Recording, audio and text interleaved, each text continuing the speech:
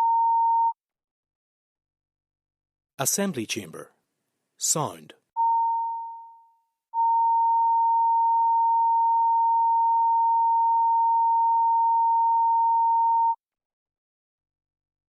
Assembly Chamber. Sound.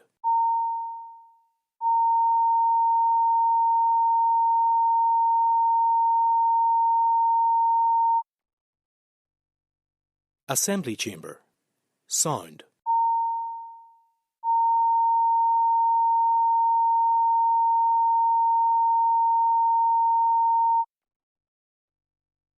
Assembly Chamber. Sound.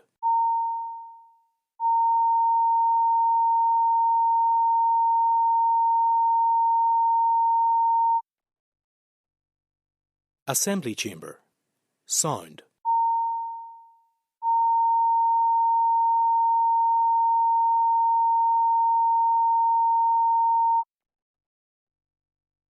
Assembly Chamber. Sound.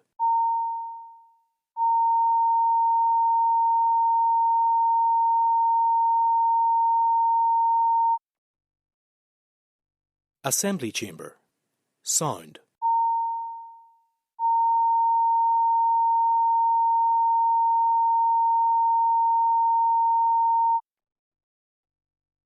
Assembly Chamber. Sound.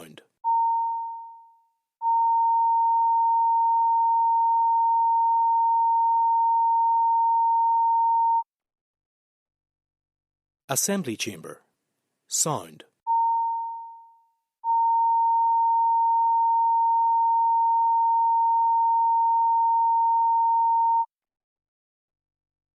Assembly Chamber. Sound.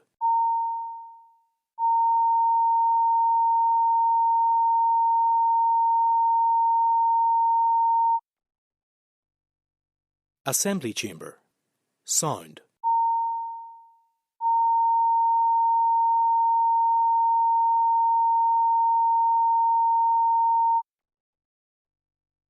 Assembly Chamber. Sound.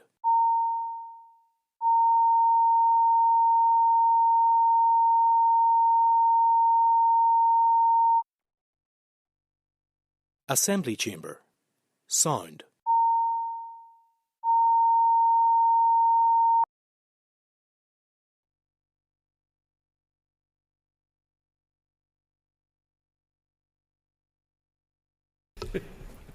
Okay, members. Now time for questions to the Minister for Economy. Question 1 has been withdrawn. I call Mr Bradley.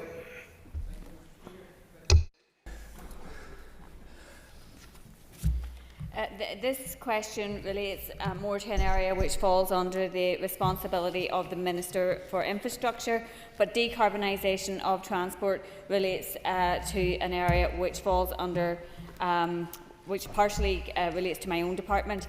DFI have advised that the provision and operation of electrical vehicle charging infrastructure is fundamentally commercially driven, with some grants available from the British Government. Local councils have availed of some funding from the Department of Infrastructure and the EV network operator Weave. It would be for the councils themselves to determine the most appropriate locations. Notwithstanding this, decarbonisation is one of the key priorities within my economic vision, and my department has a key role to play in supporting the network connection.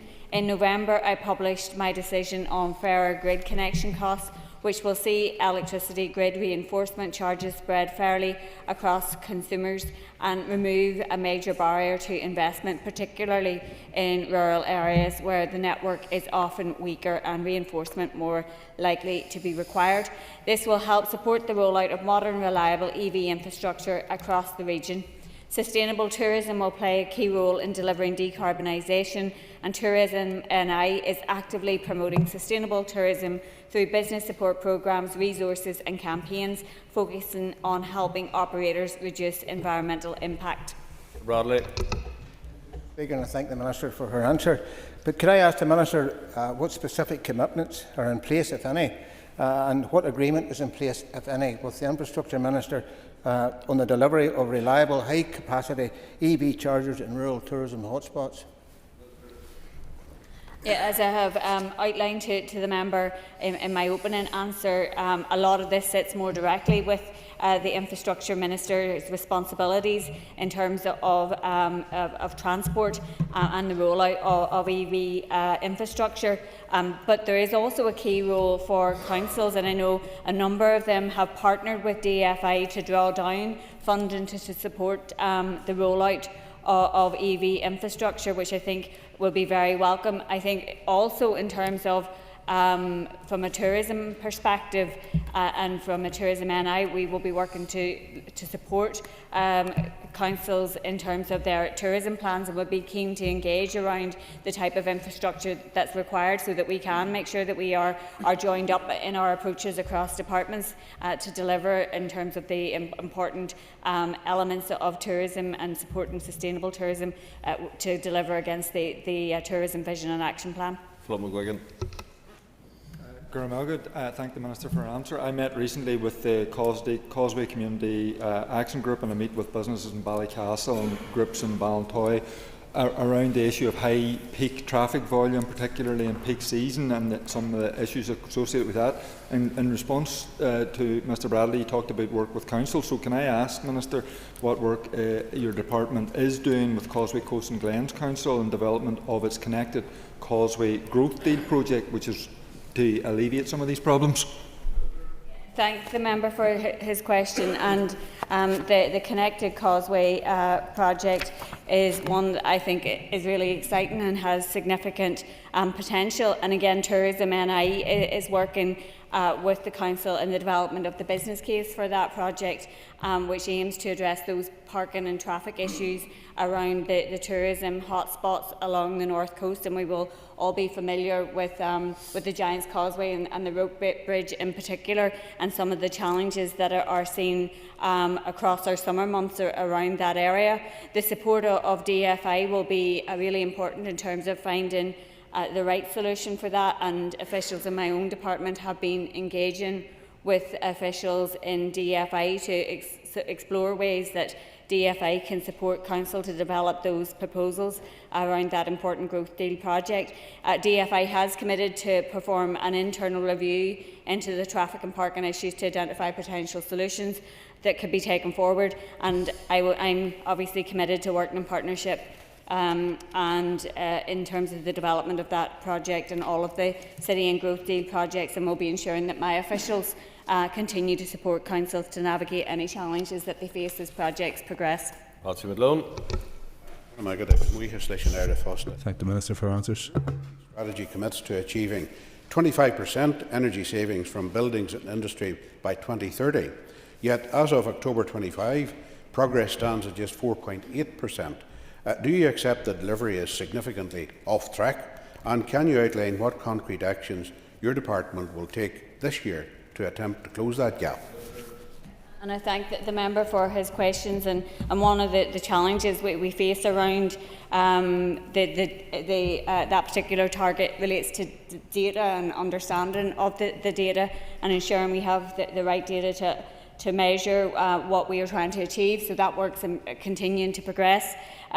Just yesterday I published the low carbon heat consultation response, which sets out the department's actions now going forward in terms of efficiency and supports for low carbon heating. We will be taking forward a consultation around a support scheme in the near future, and with the desire to have a support scheme in place next year. Question number 3, please. Sure.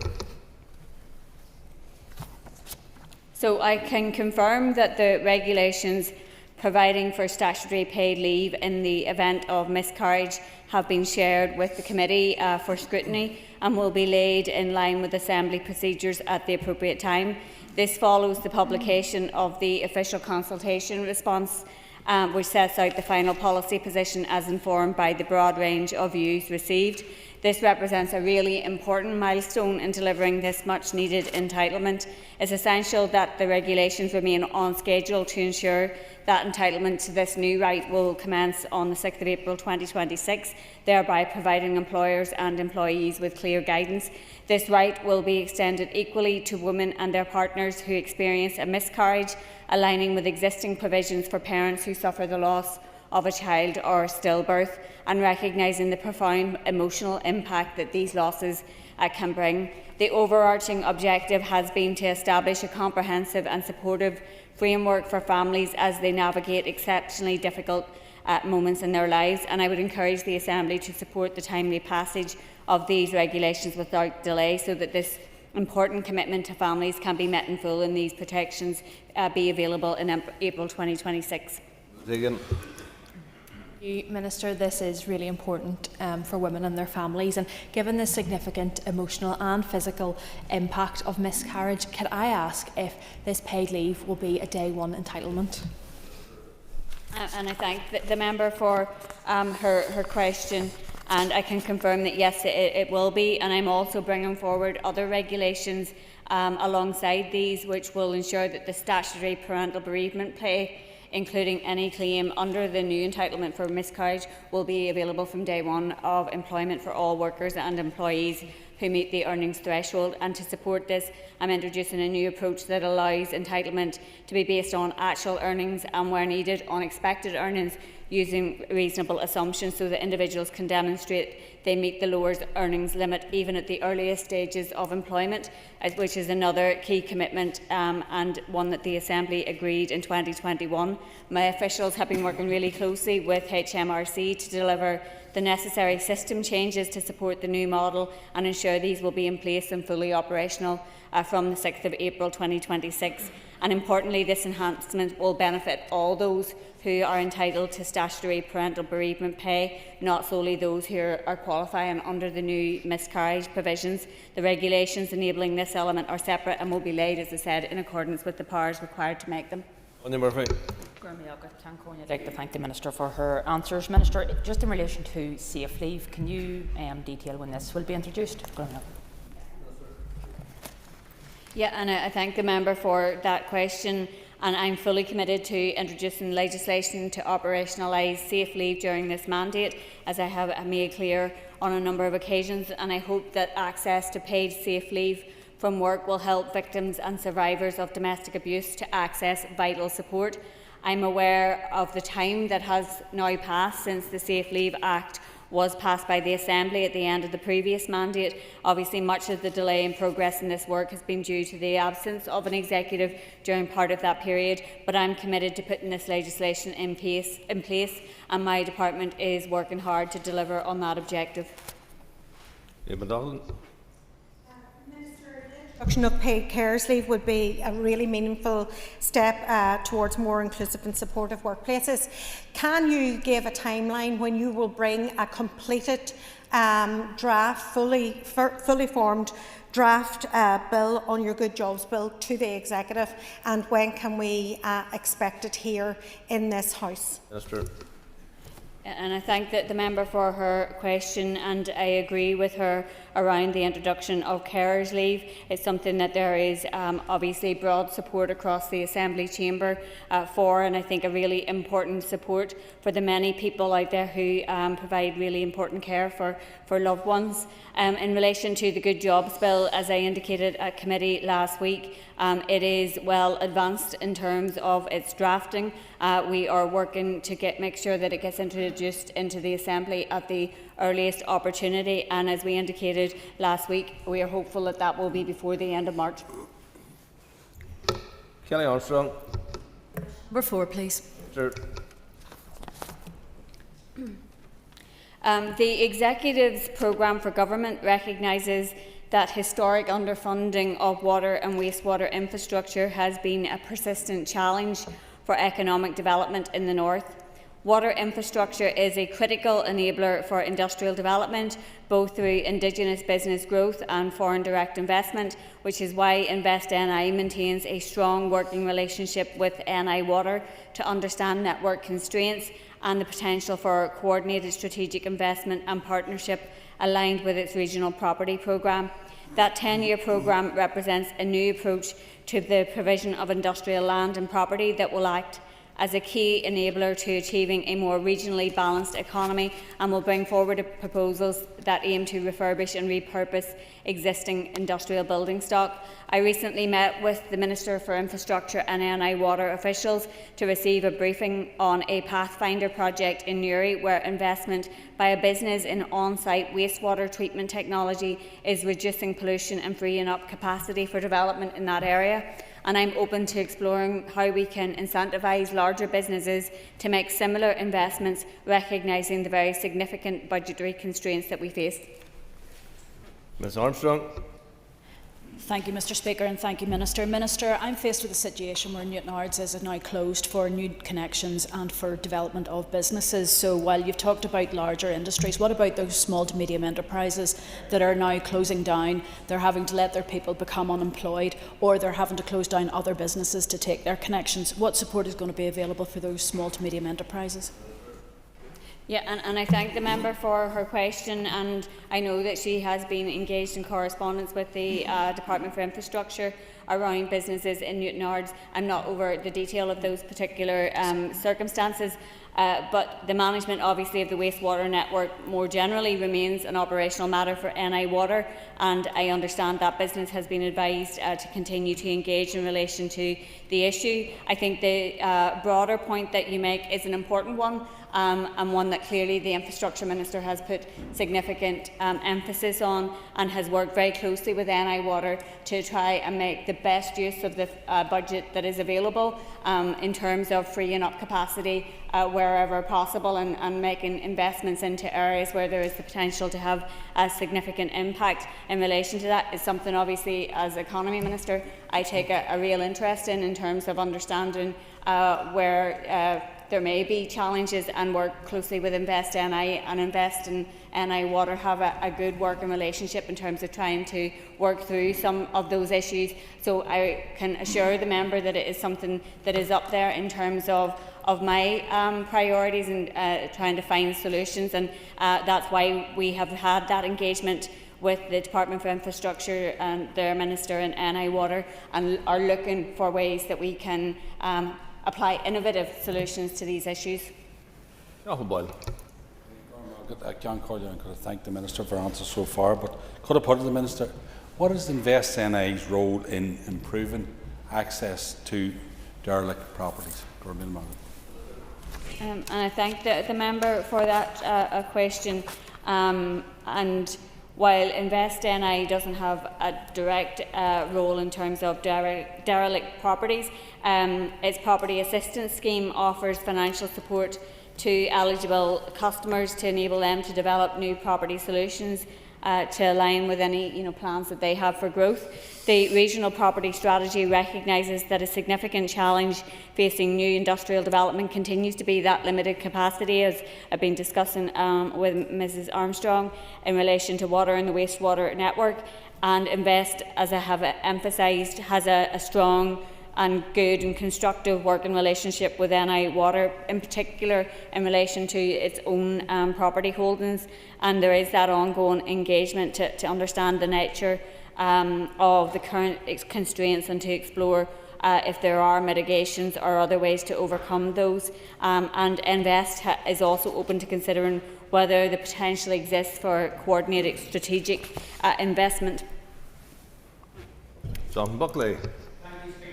Strangford is absolutely right to point out the blocker that wastewater infrastructure is causing for local business development. It's not the only blocker. And with that in mind, what discussions has the Minister had with her Sinn Féin counterpart in the Department for Infrastructure about a totally inept planning service that has business applications, both local and international, lingering for years? Surely it's not too much to ask that two Sinn Féin ministers can collectively work together to sort the issue out. Minister. And I thank the member for his question, and I'm sure he will expect not only Sinn Féin ministers but all ministers in the executive to be collectively working together to address some of the many issues that we do face. In relation to planning, that is something that I've had engagement with my colleague on, both John O'Dowd when he was Infrastructure Minister and Liz. And I think that the planning improvement programme that is in place, and I know the member is on the Infrastructure Committee and will be familiar with it, and I think good progress is being made in terms of some of the issues. I agree that there are significant challenges, and I know from my own constituency experience that businesses will have faced in terms of delays in planning, and it can be very, very frustrating. And a lot of that comes down to the resource, not just within the planning service itself and within DFI, but across statutory consultees. So I think there is good work being done. Could more be done? Absolutely. But I think the emphasis that the Infrastructure Minister has put on it is clear to see, because there has been progress, there has been improvements, and it's something that obviously we will want to see continue to improve. Armstrong. Mr. Speaker, thank you, Minister, for your responses so far. And the question references derelict properties, and I want to ask the Minister what discussion she has had one step further along is where derelict becomes dilapidation. What engagement you have had with ERA, the Minister for Agriculture and Rural Development, over the dilapidation bill, which affects those retail and commercial properties in towns and villages? Yeah, and I thank the member for her question. And again, it is one of those issues I think that impacts across all of our constituencies, and is one that the Executive has paid attention to with the bill that the ERA Minister is bringing through currently. It's an issue, I suppose, not just for the ERA Minister and for my own interest from a Department for Economy perspective, but it's one that the Finance Minister is also considering in terms of the support, the rate release for vacant properties. And I think there is an opportunity there to look at how we can support regeneration. I think that would also need to have engagement from the Department for Communities to ensure that there is that joined up approach to making sure that we tackle this problem and that we don't exacerbate it by anything that is being done to try and fix it. So there is a real requirement for a cross-departmental approach in relation to it. Matthew Till. Minister, with the greatest of respect, there seems to be a slight mismatch between what you're saying about the wastewater system and the scale of the concern among business and people who want to invest here. You said to Ms Armstrong in her initial question that you take an interest in the wastewater system. Well, Minister, I take an interest in Premier League football. You said that there may be a challenge. Well, Minister, every single business group that I speak to tells me, and they don't just mention it, they say it is a huge, profound concern, lack of wastewater capacity, whether that's new houses, factories, shops or whatever. Minister, please tell me you are urging your executive colleagues to invest in our wastewater capacity, because if you as Economy Minister are not hearing this from investors and from other businesses, then either you're not listening or genuinely you have an issue with your hearing. Minister. I thank the member for his question. I think he's been a little bit facetious because certainly maybe I'm not prone to hyperbole in the way that some people across this chamber might be, but I can assure the member and everybody else that I am listening to the business community. I hear their concerns, I understand their concerns, and I am working very hard with my executive colleagues to try and make progress in relation to those. In relation to the engagement in particular about wastewater infrastructure, it's something that's reflected in our programme for government because of the emphasis and priority that the Executive puts on it. I think everybody around this chamber is familiar with the challenges that we face in relation to the budget, but the Infrastructure Minister has consistently made the case for more investment in wastewater infrastructure. Everybody around the Executive table recognises the need for that to happen and has supported it, and the Finance Minister has consistently made allocations. I think if we had more money to put towards it, we would absolutely do so, but we are working to try and address a number of priorities and recognise the real importance and significance in addressing the challenges in respect of wastewater infrastructure. Danny Baker. Race number 5. So I plan to publish a one-year update in the coming weeks which will show significant progress that has been made in relation to the Social Enterprise Action Plan. Of the 14 actions, 5 have been fully completed and work is ongoing on the remaining 9.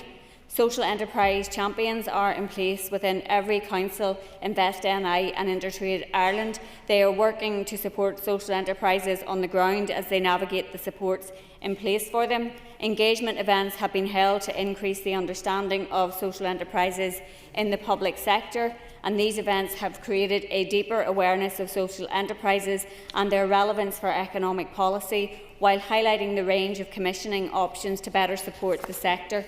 A support pathway has been produced showing the 5 stages of business development of social enterprises and the supports available at each. This sets out for the first time a clear roadmap to help social enterprises navigate support more easily and effectively. And just this morning I launched a new £30,000 fund inviting proposals to support the growth and development of cooperatives across the North. Mr. Baker. And thank you, Minister, for her answer. Can I ask what steps are being taken to promote employee ownership models as a means of supporting good jobs and long-term economic resilience? And I thank the member for that question. And employee ownership is something that the Department is actively promoting as a way to deliver good jobs and to strengthen our local economy. I provided £100,000 to Employee Ownership Ireland to raise awareness of the Employee Ownership Trust model and support businesses that are exploring that transition in terms of their succession planning. Early results highlight the positive benefits for employees generated by the model, and for example, S&W Wholesale in Newry has given out over £1 million in staff bonuses since becoming employee-owned. So there are really good examples out there where businesses have taken up this model and that both the business and its workforce are benefiting. Mr. Speaker, given the new barriers that are coming in April with the share prosperity support and the capital fund in there rather than revenue split, does the Minister accept that it will directly undermine the Social Enterprise Action Plan that's coming forward here?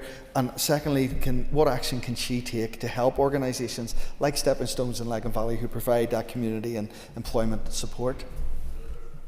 And I thank the member for that important question. I think everybody in this chamber is really concerned about the impact of the funding cuts as a result of the end of the Shared Prosperity Fund and the Local Growth Fund. It doesn't meet the funding need, and then that capital resource split is really problematic, and it shows that the ministers in London are clearly not listening in terms of the needs of our communities here, and this programme clearly wasn't designed with our interests in mind. There are thousands of people who are going to lose out as a result of the impact of this. I have been working with my executive colleagues to make the case. The Finance Minister obviously has been leading on that directly with Treasury and MHCLG. We have made the case to the Secretary of State and urged him to support us in making that case to the British Government because there is going to be a significant impact both in terms of the economic and activity work that is supported by it, but also through Go Succeed, which is the entrepreneurship support, and we are working to try and address those challenges but still make that case that the funding shortfall in resource needs to be met and that split between capital and resource is fixed. I call Harry Harvey. Mr. Speaker. Minister.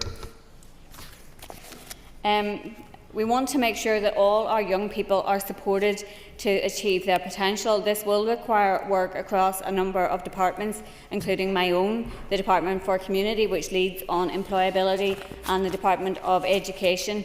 My department runs a range of programmes aimed at supporting young people to thrive in training or employment. These include important entry-level programmes such as Skills for Life and Work and traineeships, both of which provide clear pathways into employment, particularly for young people who face additional barriers. My Apprenticeships NI programme remains a flagship programme, opening up opportunities for people of all ages, including through our pre-apprenticeship academies.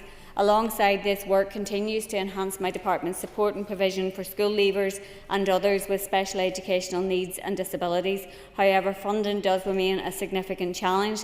The sustained reduction in support following the loss of ESF and now the transition from Shared Prosperity Fund to the Local Growth Fund has had a considerable impact, and it's especially acute for our partners in the community and voluntary sector who deliver so much vital support in this area. Mr. Harvey. Thank you, Minister, for your answers so far. Minister, how will you ensure that the various strategies and action plans being implemented by your department and the bodies involved, such as LMPs, colleges and others, act as one to reduce duplication and ensure young people don't fall through the cracks? Thank you. I think that's a really important point, because there is a lot of work that goes on in this area, and we have to make sure, particularly with the constrained budgets that we have, that we reduce duplication and that we make sure there is as much synergy as possible in terms of maximising delivery and impact. There is a lot of, I guess, synergy across the policy intent of some of those initiatives that you have mentioned, and one of the things that we are doing through my own department in terms of the local economic partnership work is making sure that that's lining up with the LMPs that are supported through the Department for Community to make sure there isn't that duplication, and that both of them involve our local colleges, for example, so making sure that work is aligned as much as possible, and I think that's something that all of my executive colleagues, including the Communities Minister, would support. Padraig Delargy. And I want to thank the Minister for her answers so far, and indeed for her work on this topic. I know it's something she's very passionate about. Can I ask the Minister to provide an update on the Skills Action Plan? Yeah, and I thank the member for that question. And as I have said many times, I believe that skills underpins everything that we are trying to achieve and all of the priorities under the economic vision. We have created a skills fund investing in a whole range of training interventions that are focused on our growth sectors and also those kind of transversal skills. I launched the Skills Action Plan on the 16th of October at the Chamber of Commerce Future Workforce Summit. And in line with the economic vision, I have worked closely with officials to develop a framework that is forward-looking to equip our people with the skills that are required to meet our current demands, but also the future ambitions of our economy. The action plan includes a number of actions related to young people, such as committing to working with the Department of Education to support young people gain skills that they need to be successful, introducing the new Skills for Life and Work provision for young people who leave school with low or no qualifications, and embedding a new youth training programme, traineeships, that delivers for industry and for the young people. Thank you, Mr. Speaker. I thank the Minister for her answer. Have you examined any models such as SkillsNet Ireland, where the employers directly shape the training delivered through colleges, and can you outline what plans you would have to strengthen those business education links here? Yeah, and I thank the member for that question, and I do think it's important that we take learning from elsewhere where there is good practice and where there are things that we can utilise. And so, yes, we have looked at SkillsNet Ireland, and I have committed to the Northern Ireland Chamber to look at the Workforce Development Agency going forward, to making sure that we are having that join up between businesses and the development of the types of skills and courses that are needed to support them. And I would say that across our sectoral action plans, there are sectoral engagements to make sure that the types of programmes and initiatives that are being put in place to support those sectors, and there are 7 priority sectors, meet the needs of the businesses and industry within them. And so that work continues, but I think there is certainly more that we could do to make sure we're as joined up as possible. We've not a topical statement, Lachlan. Minister, we're seeing more and more small retail, pubs and hospitality businesses closing their doors due to rising costs. 3 restaurants in Derry City Centre announced last week of their intention to close because they can't make the figures all add up. At the same time, your executive colleague is pressing ahead with the rates evaluation, which could push more and more businesses over the edge. What assessment have you made of the impact this decision will have on the hospitality, particularly the pub trade, and on tourism, and on jobs, and in our town and city centres? Yeah, I thank the member for her question, and I have to say I agree with her in terms of the broad emphasis that she has made in relation to the importance of our hospitality sector, in particular to supporting our tourism offering. And I have had significant engagement with the sector as recently as about a fortnight ago in terms of the increasing pressures that they do face, and some of those, most of those are not within our control. Some are the result of decisions that have been taken by the British government. And of course the increasing pressure in relation to rates comes on the back of all of that, and on the challenging years through the pandemic. So I do continue to engage with the sector.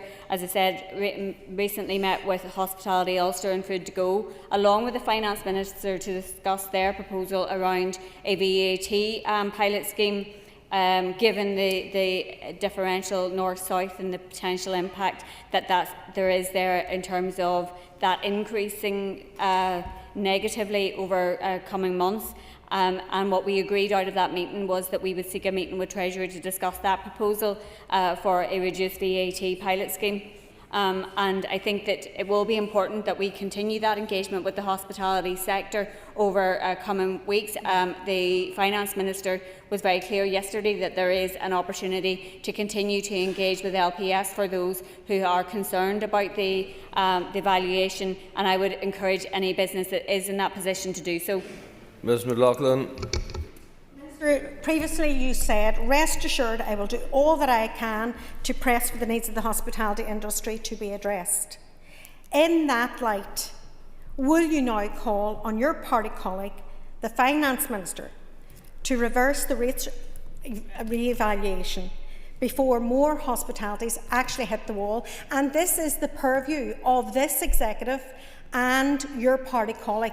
This is not something imposed upon you by the British government. This is rates, and that is his job, his role and his decision. And you, as an economy minister, needs to be really concerned, because I genuinely am concerned for those businesses in each and every town across Northern Ireland. Minister. And I thank the member for her question. I do think it is important to remember that this particular pressure comes on the back of many other pressures. And I think it is something that we do need to continue to engage with the sector around. I know that the member will be familiar, and certainly anybody who listened to the Finance Minister yesterday will be familiar with the reasoning behind revaluations, is to ensure there is that fairness in our rate system, to ensure that it keeps up to speed. And one of the asks of the business community was that these revaluations take place on a more regular basis. And so I would encourage, as I have said, all those businesses who may have concerns to continue to engage with LPS and the Department of Finance over the coming weeks, because as the Finance Minister made clear yesterday, there are a number of opportunities to do so. Matheson. Thank you, Mr Speaker. The Minister will be aware that the Department of Education's curriculum review and curriculum task force work is now well underway. What engagement has your department had with that process to ensure that vocational pathways can remain a viable option for students going through our education system, hopefully from as early as age 14? And I thank the member for his question, and there has been considerable engagement at official level. I've also met recently, since Christmas, with the Education Minister to discuss a number of areas where we have a joint interest, and the curriculum review was one of the issues that we did discuss, and it's something that I do take a significant interest in, because there is that particular crossover across that whole 14 to 19 sector. and some of the changes being proposed by the Department for Education, including in relation to the raising of the mandatory age of education to 18, again is something that from my department's perspective that we have a particular interest in and want to make sure that there are opportunities for young people regardless of what they want to pursue, and we do need to have that really close joined up working to make sure that that happens. Mr. Speaker, and I thank the Minister for the answer and the engagement that is ongoing there.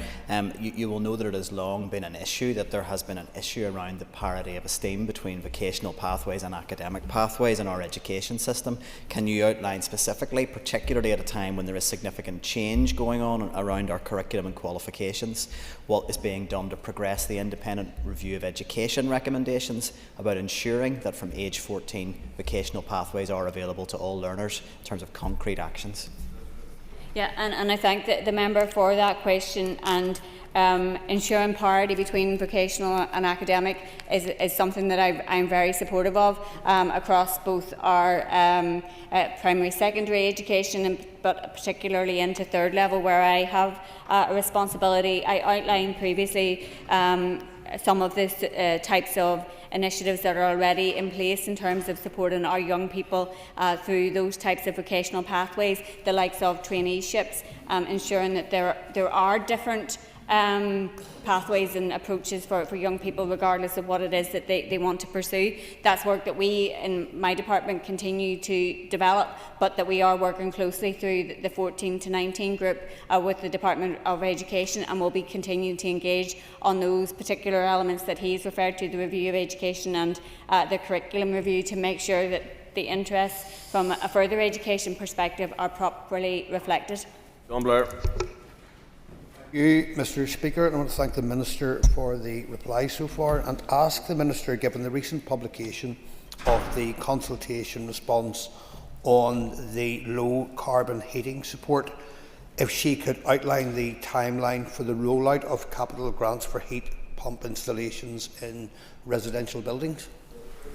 And I thank the member for his question, and I am flicking through here to try and find my notes on it, but from the consultation response yesterday, we indicated that there will be further work in terms of developing a support scheme and proposals around a support scheme over coming months, with the intent to consult on that in the near future, and the intent that we would have a support scheme in place in 2027. Thank you, Mr. Speaker, and I thank the Minister for that answer. If I could ask further to that on the issue of low carbon technologies, if green skills initiatives are being fast tracked to ensure our local workforce is qualified to install these low carbon technologies that the department will ultimately be subsidising. Yeah, and I thank the member for that question, and we published the Green Skills Action Plan there a few months ago, and the purpose of that action plan is to ensure that we have a skilled pipeline of people coming through who are enabled to take forward the important policy initiatives that we are trying to achieve, but also in terms of that ambition that we have in respect of growing our green economy, and there are significant opportunities there for us, and in terms of the natural resources that we have, that we would want to absolutely make sure that we are maximising. So yes, there is an emphasis being placed on green skills to make sure that we can support the work that is being undertaken. Minister, you're bringing forward an ambitious Good Jobs bill. Would you be able to outline to the House how this will enhance protections for workers and families on low incomes? Yeah, and I thank the member for that question. The bill will introduce several key measures to support working families in balancing employment and caring responsibilities. Flexible working rights from day one will offer families greater choice in terms of managing work and home life. The bill will provide up to 5 days of unpaid carers leave annually to support employees caring for dependents. with long-term needs. There will be the right to neonatal care leave and pay, which will ensure that parents can focus on family during those really challenging periods when their babies require neonatal care. There is enhanced redundancy protection for pregnant employees and those returning from family leave, and that will strengthen job security, preventing disadvantage for new and expectant parents. And paternity leave from the first day of employment will enable fathers and partners to be more involved in those early weeks and months after a child's birth or adoption. Collectively, those reforms will help families meet the demands of modern life and support well-being and allow parents and carers to remain in the workforce, which I think is something we would all support. Minister, and I know the trade union movement has said this is one of the most advanced and radical pieces of legislation in these islands. Can you outline your engagement with trade unions here and what other views they have on your proposals? Yeah, and I thank the member for that question. Since the launch of the economic vision back when Minister Murphy was in place, there has been extensive and regular engagement with the Department and trade unions. That has included direct engagement alongside business organisations through the Labour Relations Agency's engagement forum, and both the trade unions and a number of the trade unions and business organisations are represented on that. I have engaged myself both with trade unions and business organisations, and look forward to continuing to do so as we get the Executive's agreement and move this bill into the Assembly. I think my next engagement with trade unions will be at the Irish Congress of Trade Unions next month. Cameron. Speaker, the Minister has helpfully mentioned that she did meet with the hospitality, Ulster and also food to go industries in recent days. Could the Minister outline what particular industry pressures they raised with her at that meeting? That particular engagement was, I suppose, around general pressures, but specifically the challenge around the VAT differential across the island.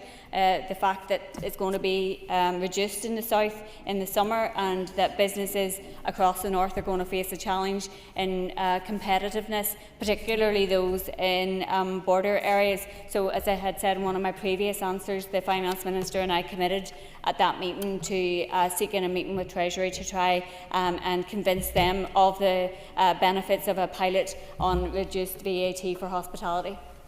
Ms Cameron. The Minister for her answers so far. I'm sure the Minister will be aware that Colin Neil has recently referred to the rates, the non-domestic rates proposed rise, and talking about the final nail in the hospitality industry's coffin. Does the Minister accept that the proposed increases in the non-domestic rates will be devastating for the tourism and hospitality sector? And I have reflected in my previous answer that I recognise the challenges and the pressures that are on the sector, and those are a number of different pressures that are, of course, piling up for the sector. And I commit to continuing to engage to understand those challenges and to look to how we can support the sector. One of those ways is to try and make progress in relation to the VAT issue. But I know that the Finance Minister, alongside the work on Reval, is also consulting in relation to small business rate relief, and I think there's an opportunity there to look at how we support the sectors and small businesses more generally. Michael Lear. Minister, what legislation do you expect to progress in this mandate? I thank the member for that question. I intend to bring forward 8 bills over the course of this mandate, and that compares to, I think, one piece of primary legislation that my department has brought forward since it was established in 2016. So it's a very ambitious programme of work, especially given the fact that we have a shortened mandate. So it's important that we continue to press ahead to deliver on the commitments that we have made. There are 5 bills scheduled for introduction this year: the Good Jobs Bill, the Non-Domestic RHI Closure, the Utility Regulator Support for Decarbonisation Bill, the Onshore Petroleum Bill, and the Renewable Electricity Price Guarantee Bill. The RHI Closure Bill is already progressing and I will seek executive approval soon to introduce the 3 remaining bills. And next year I intend to bring forward 2 further bills, the Offshore Renewable Energy Installations Bill and the Credit Union Bill. That brings to conclusion questions to the Minister for the Economy.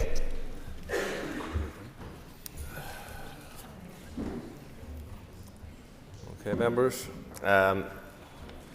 I announced this morning that there had been a statement made to the public as opposed to this House, and indicated that I would accept an urgent oral if it came in, and there was an urgent oral from Peter Martin come in to the Minister for Infrastructure. I would say to the House, this House is here to scrutinise ministers and departments who are appointed by this House. And I don't care of what ilk or what political party that they represent, I, as Speaker of this House, will ensure that it has the scrutiny capacity. So ministers, if they wish to make announcements outside of the House, they shouldn't be doing it, but I'll make sure that they come to the House. So, Clerk, could you please read the question? To ask the Minister for Infrastructure, following the media coverage that Northern Ireland will become the first part of the United Kingdom to bring in graduated driver licensing, to outline how this decision was taken. The Minister for Infrastructure. The introduction of graduated driver licensing was debated and agreed by the Assembly as part of the passage of the Road Traffic Amendment NI Bill 2016. The bill received royal assent in May 2016, becoming the Road Traffic Amendment Act NI 2016. There has been no departure in policy direction since the Act received royal assent. Today I announce the pathway to the introduction of GDL, which is the settled will of the Assembly. Martin. Thank you very much, Mr. Speaker. Minister, you announced what you called this morning the biggest ever change at driver tests and licensing, and I cautiously welcomed this on BBC Nolan, as I believe that anything that reduces road deaths is helpful. Minister, you failed to cite the committee on any of your proposals that you were bringing to the media today. You certainly didn't mention it to me as chair or to the deputy chair. You didn't even bring it to this place. I think it's appalling. I think it smacks of not caring about scrutiny. And Minister, I have to ask you, what you have done today, is it to avoid scrutiny of this policy, which is generic, or is it that you just don't care to follow these procedures? Minister. Absolutely not. I appeared before the Infrastructure Committee on the 25th of June last year, and I appreciate that was before the member's time as chair. And at that time I set out my priorities and legislative programme. I informed the committee at that point I was introducing graduated driving licences, and this would require statutory rules. It is a matter of record that I wish to see GDL introduced as soon as possible, and that my department has been progressing the operational planning and subordinate legislation changes that are required before GDL can be implemented. I have also responded to a number of written questions about GDL from MLAs, including members of the committee, and in each of those answers I made it clear that I would shortly announce the implementation date of GDL, which I did today. Of course, the Infrastructure Committee has an important role in the scrutiny of the draft subordinate legislation that is required to underpin the primary provisions, and I look forward to engagement on that draft legislation, which I expect will be sent to the Infrastructure Committee for scrutiny in February 2026. I understand that the scrutiny of the subordinate legislation was also included in the Department's draft forward work plan, which was shared with the committee. Melissa McHugh. I'd like to thank the Minister for bringing forward this important development on the driver licensing, which was passed by the Assembly in 2016. Does the Minister agree that given the high proportion of young people aged 17 to 23 impacted by road collisions and tragically lose their lives on our roads, that it is vital that we do all that we can in order to ensure that they can drive and drive safely? Yes, absolutely, and I think that is the important point coming out of this step in the progress around graduated driver licensing. The fundamental goal of learning to drive and the licensing process should be to create drivers and motorcyclists who are safe and not just technically confident, but by the time they're permitted to drive or ride unsupervised. The introduction of GDL plans to achieve this through a structured approach to learning to drive, including the completion of a programme of training and logbook. and this will better prepare drivers for both the driving test and initial post-test driving period by helping learners understand how human factors such as their attitude, personality, behaviour and feelings affect their driving style. And I think to the point around the age group and how they've been disproportionately represented in the number of fatalities as a result of road traffic collisions. I had a parent contact me this morning whose young boy is learning to drive soon, who has lost 3 of his friends in road traffic collisions. So for me, this is extremely important, and we shouldn't lose sight of how important this step forward is. Andrew McMurray. Thank you, Mr. Speaker. Thank you, Minister. I certainly agree with the sentiment of graduated driving licences and Northern Ireland being the first to introduce this measure and legislation. But can you elaborate on the evidence for this legislation and/or best practice from around the world used to inform the GDL measures being introduced? Yes, absolutely. Evidence has been looked at on a global basis. Research carried out by the Transport Research Laboratory shows that GDL systems reduce collisions involving young people and fatalities by around 19 to 21%. Countries like Australia, Canada, Norway, Sweden, Finland and parts of the US have seen significant improvements in road safety after adopting GDL, and indeed we have some similarities to the GDL programme that's in place in the south of Ireland as well. So I think this is a really positive step forward. It shows how serious we are in terms of improving road safety, particularly for our younger drivers who are involved in quite a high number of fatal road collisions. John Stewart. And Minister, like others, I welcome this and anything that will save lives on our roads. But like the Speaker and the Chair of the Infrastructure Committee, I am deeply concerned about the way this has been handled. I think it is a slight on the scrutiny of our committee, a committee that works collegiately with yourself and your department to try and get the best outcomes in the Department for Infrastructure. I think it's also a slight on this House. Notwithstanding that, Minister, can you confirm what recent consultation you and your department have carried out, particularly with driving instructors, what engagement recently they have had back with you, and also when can we start to see some of the rollout in terms of the exemptions that may well be in place for young people who will be going through this scheme? The introduction of GDL has been a long journey and has been subject to 2 public consultations during that time. As I've stated previously, this was first introduced in 2016 when it was legislated for in this Assembly. The development of the legislative framework for GDL was subject of extensive public consultation prior to that in 2011, and the outcome of that consultation informed the drafting of the Assembly Bill. The passage of the bill entailed a series of Assembly debates as well as close engagement with the Departmental Scrutiny Committee to explain the rationale and facilitate the Committee's clause-by-clause scrutiny of the bill. The necessary subordinate legislation was also consulted on in 2017.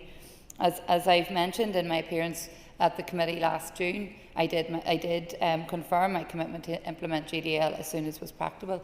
And I think it's important to say the passage of time there is largely beyond our control, and it has taken some time to develop this, as we've had 2 Assembly collapses within that period, as well as COVID and other issues that have taken priority. So this legislation has been in place for some time, and I'm just moving on to the next stage for implementation. Justin McNulty.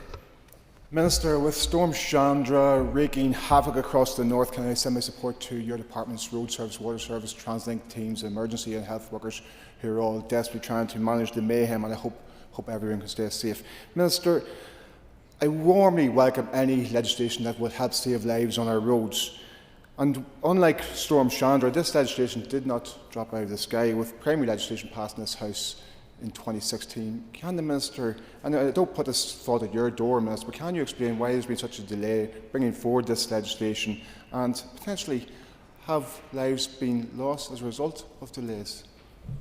Well, I think I've just explained to the previous member the reason for some of the delays. However, as has been stated, this is a huge reform in terms of driver licensing and testing, so there has been a significant amount of work required to bring it to this point. It was initiated on the back of the legislation by my predecessor John O'Dowd, and then obviously I've brought it in at this stage in terms of a launch date, but there's a number of stages to go through with the committee around the subordinate legislation. So I think you know, for us, it is about trying to get this in place as quickly as possible. The evidence is there. We know this is a very positive step forward, and it will save lives. And the positive feedback we've received to date from parents, from organisations, Road Safe NI have been out commenting on it as well. I think that it is a positive step forward, and it shows what we can do as part of this assembly. Could I thank the Minister for her update and note that many of the collisions involving young people between the ages of 17 and 23 occur at night time with young passengers in the car. So could I ask the Minister, what assurance can you give to the people from rural communities that they have been considered in implementing the passenger restrictions? Absolutely. I thank the member for this question, and you have stated some of the statistics around this in terms of fatalities and how our young people are impacted. And I think we were particularly cognizant of the impact on rural communities who are probably more reliant on the access to a private car. I feel certainly that the impact on rural communities will be positive, as evidenced by existing research which shows that GDL schemes reduce collisions involving young people. In 2024, 71% of people killed or seriously injured from collisions involved a driver aged 17 to 23 were on our rural roads. So for me, rural communities are severely affected by tragic loss and consequences associated with serious road traffic collisions, and we recognise the unique challenges that many of our rural drivers face. So the system has been designed to minimise inconvenience, but whilst also prioritising safety. Even done. Mr. Speaker, and I welcome any efforts to improve road safety, but there's important questions today around accountability. And it seems at the moment we only hear from the Minister via the airwaves, as we did this morning. There's a fundamental lack of accountability to this House. Our roads have hit crisis point, no accountability. There's flooding chaos, no accountability. Little or no action on tackling our wastewater crisis, no accountability. And now we have the most fundamental changes to licensing in 70 years. And the Minister has had to be called to the Assembly by the Speaker. Minister, I would ask you, what way is this to treat this Assembly and the public with such an historic change being pushed through without any meaningful engagement with this Chamber? And how can you then claim that the rationale and evidence base will have the desired outcomes to improve road safety?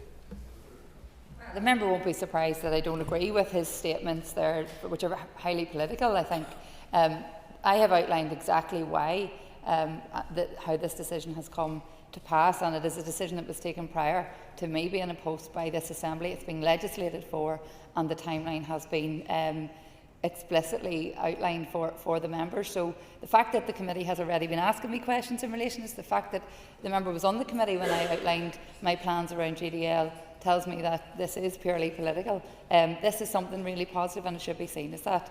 And in relation to my accountability to this Assembly, I am regularly in front of the Assembly, I'm regularly in front of the committee. I'm due to go back to committee now in the coming weeks and back up for question time, and I am always willing to answer questions by members and by the public in relation to any of the issues outlined.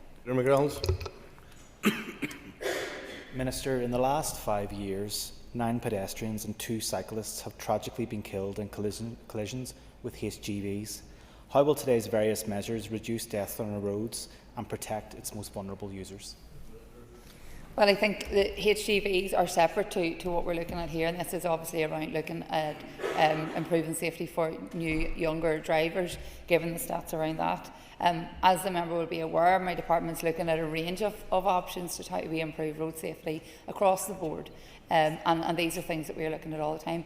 That's why we're looking at the importance of active travel delivery to ensure that pedestrians and cyclists can commute, use those facilities in a safe manner. So there's a range of things we're looking at, and that includes looking at the safety around HGVs on a road. So I think that forms the bigger picture, and it's a separate area of work to this. However, I think this will make a significant improvement also.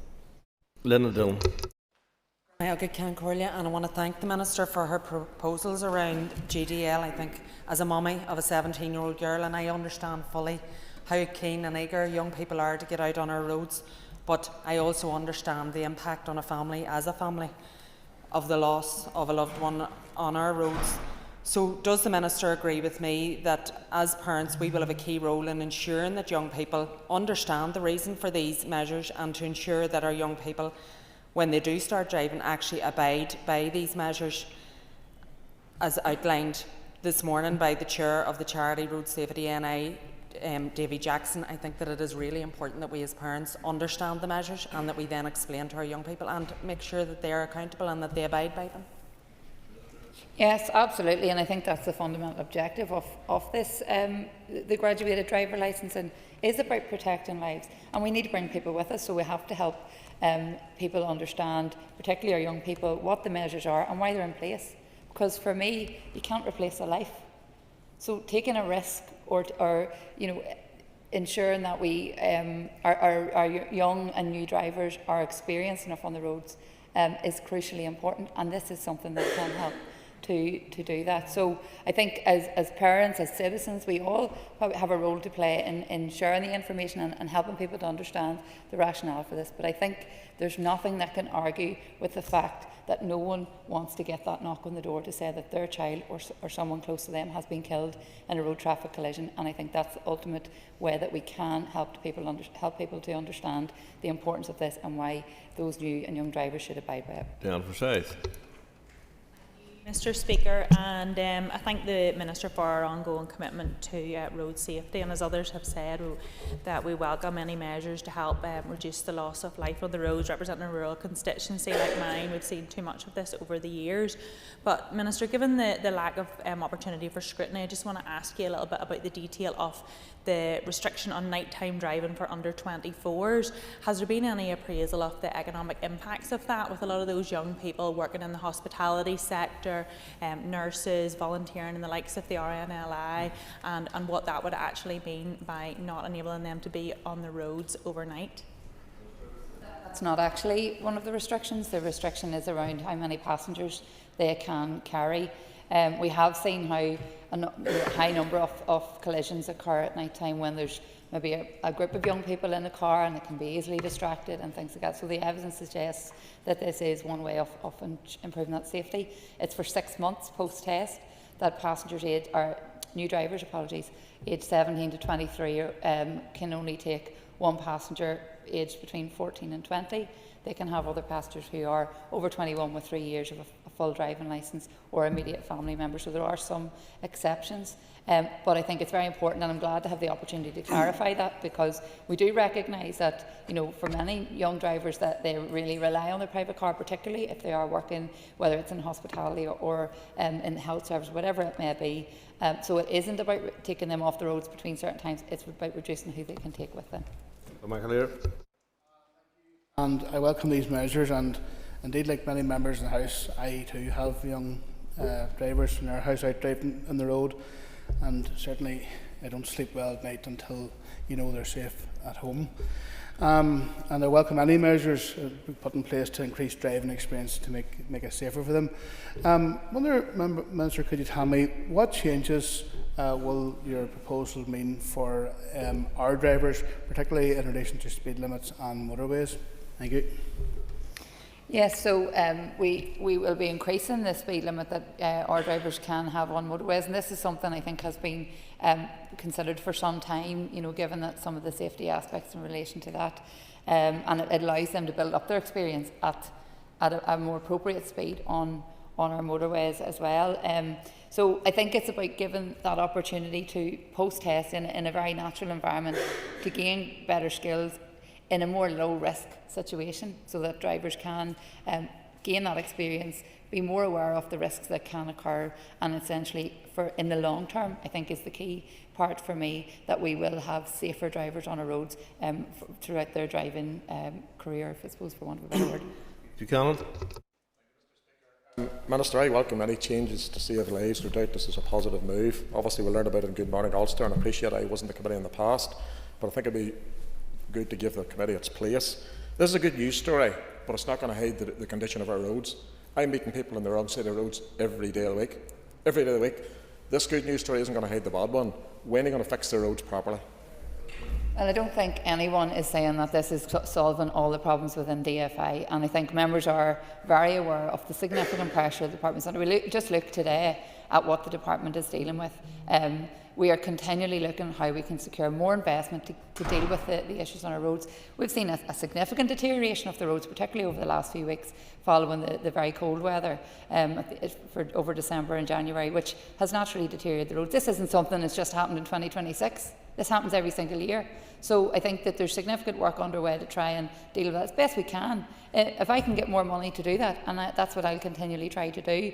However, the scale of it is huge, and our staff are working extremely hard to try and deal with that. You will be aware of the road maintenance strategy, which looks at how on a longer term basis we can tackle this to make our roads network more resilient, so that we aren't having to deal with this year in, year out. And that was my commitment, to try and find ways to improve this so that our roads are strengthened, that we're not dealing with potholes everywhere all the time, and that we can actually fix bigger stretches of road. So that work remains ongoing. I think the weather we've seen over the last 12 to 24 hours will have a further impact, and our teams will be out on the ground as normal to try and deal with this in the coming days and weeks.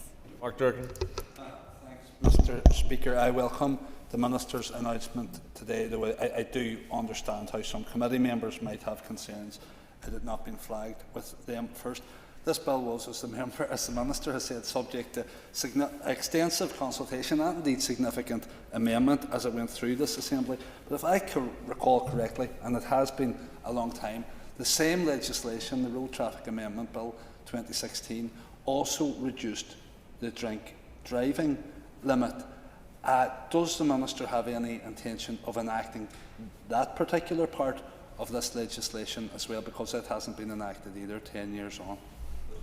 I know the member was in post whenever this was first came through the Assembly, and I think my colleague Chris Hazzard was in a post when it got royal assent, so that tells you how long ago this first came to pass. Look, as I said earlier, we are looking at a range of different options and things that we can do to help improve road safety. Members will be aware we've done work on the mobile phones use while driving. We've the speed limit review consultation underway. So, look, I can speak to officials to see where that's at. I'm not sure off the top of my head, but as I've said, I'm willing to look at all options available to me. Cathy Mason. Margaret Cancorlia.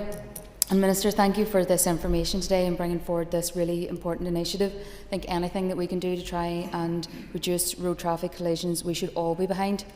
The Minister has already outlined some of the evidence behind the graduated driver's licence. Could you give us some more detail on how it's being used to inform your approach? Well, I think the bottom line here is that this reduces fatal collisions, and for me that is the ultimate evidence base for us to do anything, because that is our key objective in terms of road safety. We don't want any more families getting that knock at the door to hear that their child, their sister, their brother, their mother, their father, whoever it may be, has been killed in a road traffic collision, particularly where it could have been avoided. So I think that this is well worth the time it has taken to get to this stage. I think it will ensure that we have much safer, much better drivers on our roads for the long-term future, which I hope will have that legacy of ensuring that we all are much safer on our roads. Cameron. And I welcome the opportunity to ask the Minister a question on this subject today. I am here long enough to remember time on the Environment Committee scrutinising this legislation a very long time ago, so it is good to see it actually coming forward. I would respectfully say this would be a good opportunity to have this presented as a ministerial statement, so we could have questioned that format rather than this format, but we are where we are. We welcome any measures to improve road safety. But would the Minister just let us know whether she's prepared to put out very clear guidance and publication around it's obviously it's huge reform. There's lots of complicated factors there, and it's also good that there is the change in the speed limit to come, because that's an opportunity then for learners to learn in the appropriate fashion how to drive in certain conditions on certain roads. But will the Minister produce clear guidance around all of these issues so that people are very clear going forward? Yes, absolutely. As I said, the introduction date for GDL is the 1st of October this year, with the new test being introduced 6 months later on the 1st of April 2027, which will accommodate the mandatory minimum learning period of 6 months for new provisional licence holders. the department will launch a public information campaign about GDL in advance of its introduction, and officials will be liaising with approved instructors, the PSNI and a range of stakeholders in advance of its introduction. Matthew Till. Thank you, Mr. Speaker. Minister, I welcome this being introduced. I think it's a good thing, and I think it's a good, sensible measure. I know it's taken a long time, and because it's taken a long time, you said that obviously this work had been going on. Officials had to draft and implement, but obviously it shouldn't have taken a decade. A decade's too long for it to happen the way welcome it's happened now. I just wanted to ask your opinion. Do you agree? Because you said that the two periods of collapse, can we litigate them? One was by Sinn Féin, one was by the DUP. But do you agree that taking this long to implement something that's life-saving underlines that we need to fundamentally reform and change how this place works, because we can't be in a situation where important, vital life-saving legislation takes a decade to implement because this Assembly isn't even here? Well, look, I think it's regrettable that this has taken as long as it has. However, I don't want to underestimate the time that it's taken actually for the work that's been involved in making the changes as well, because the Assembly has been up for a significant part of that time as well.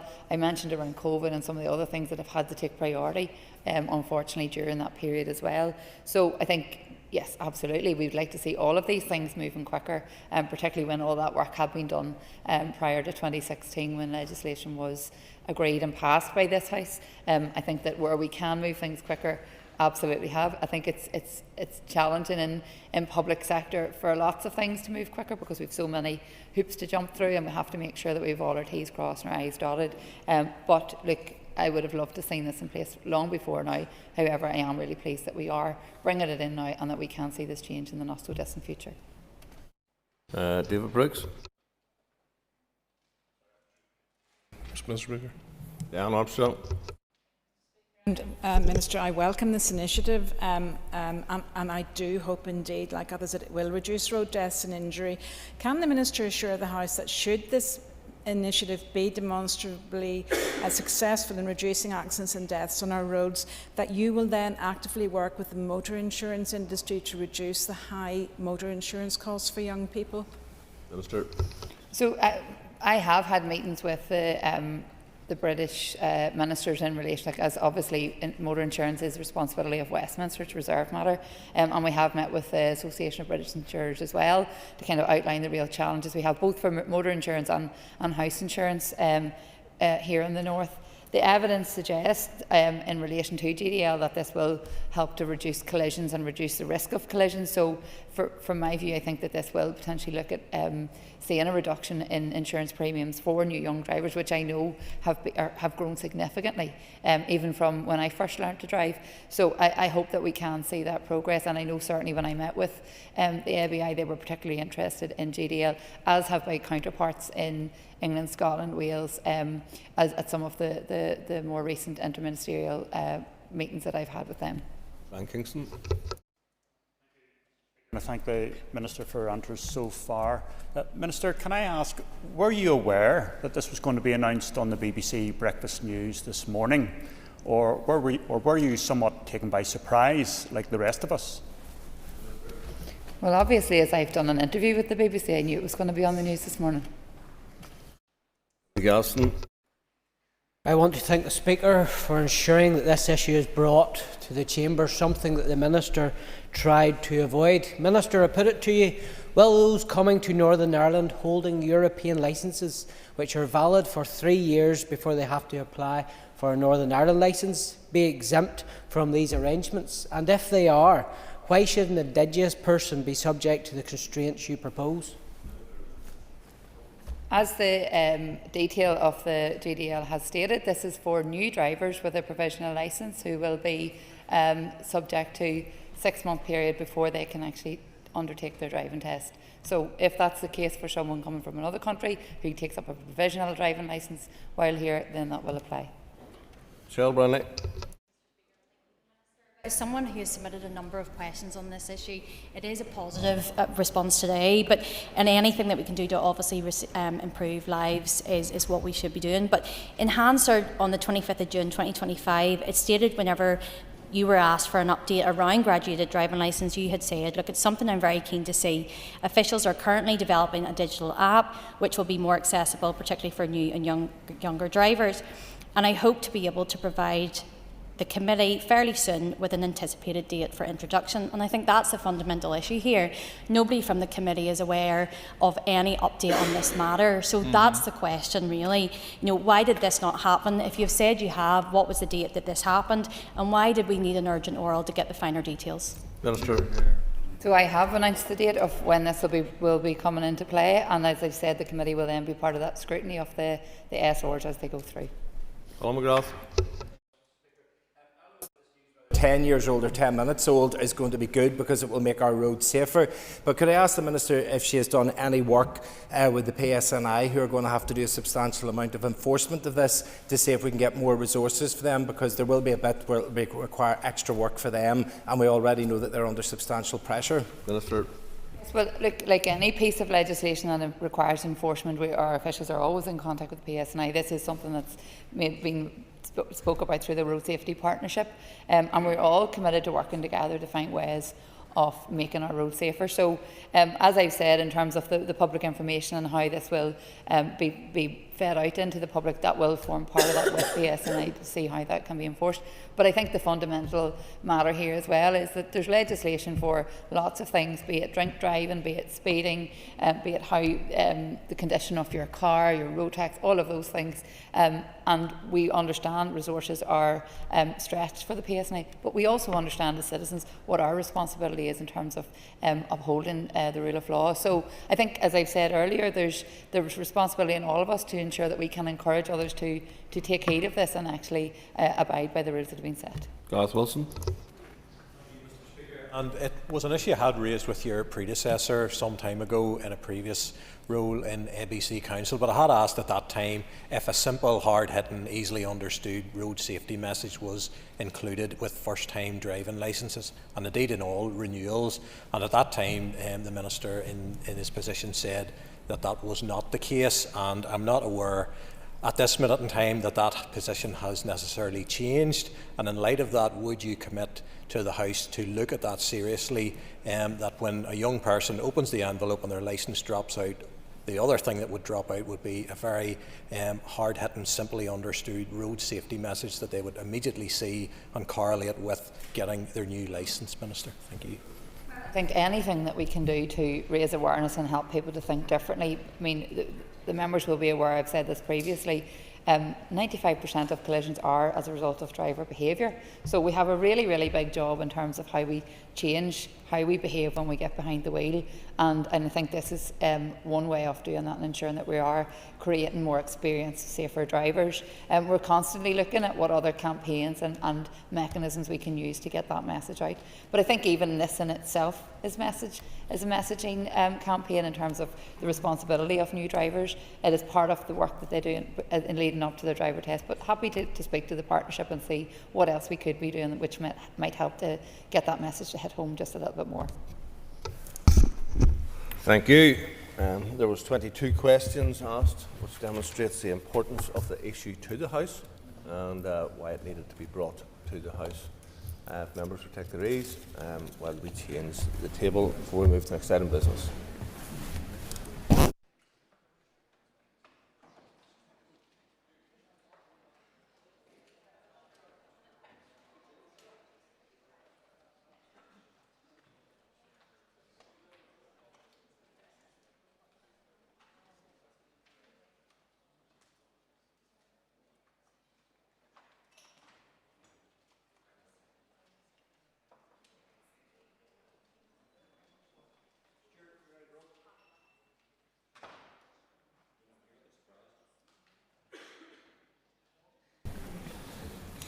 Ladies and gentlemen, Ladies and gentlemen,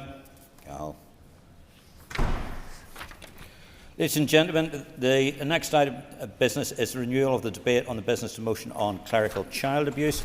I call on Stuart Dixon to wind on the motion, and Stuart, you have up to 10 minutes.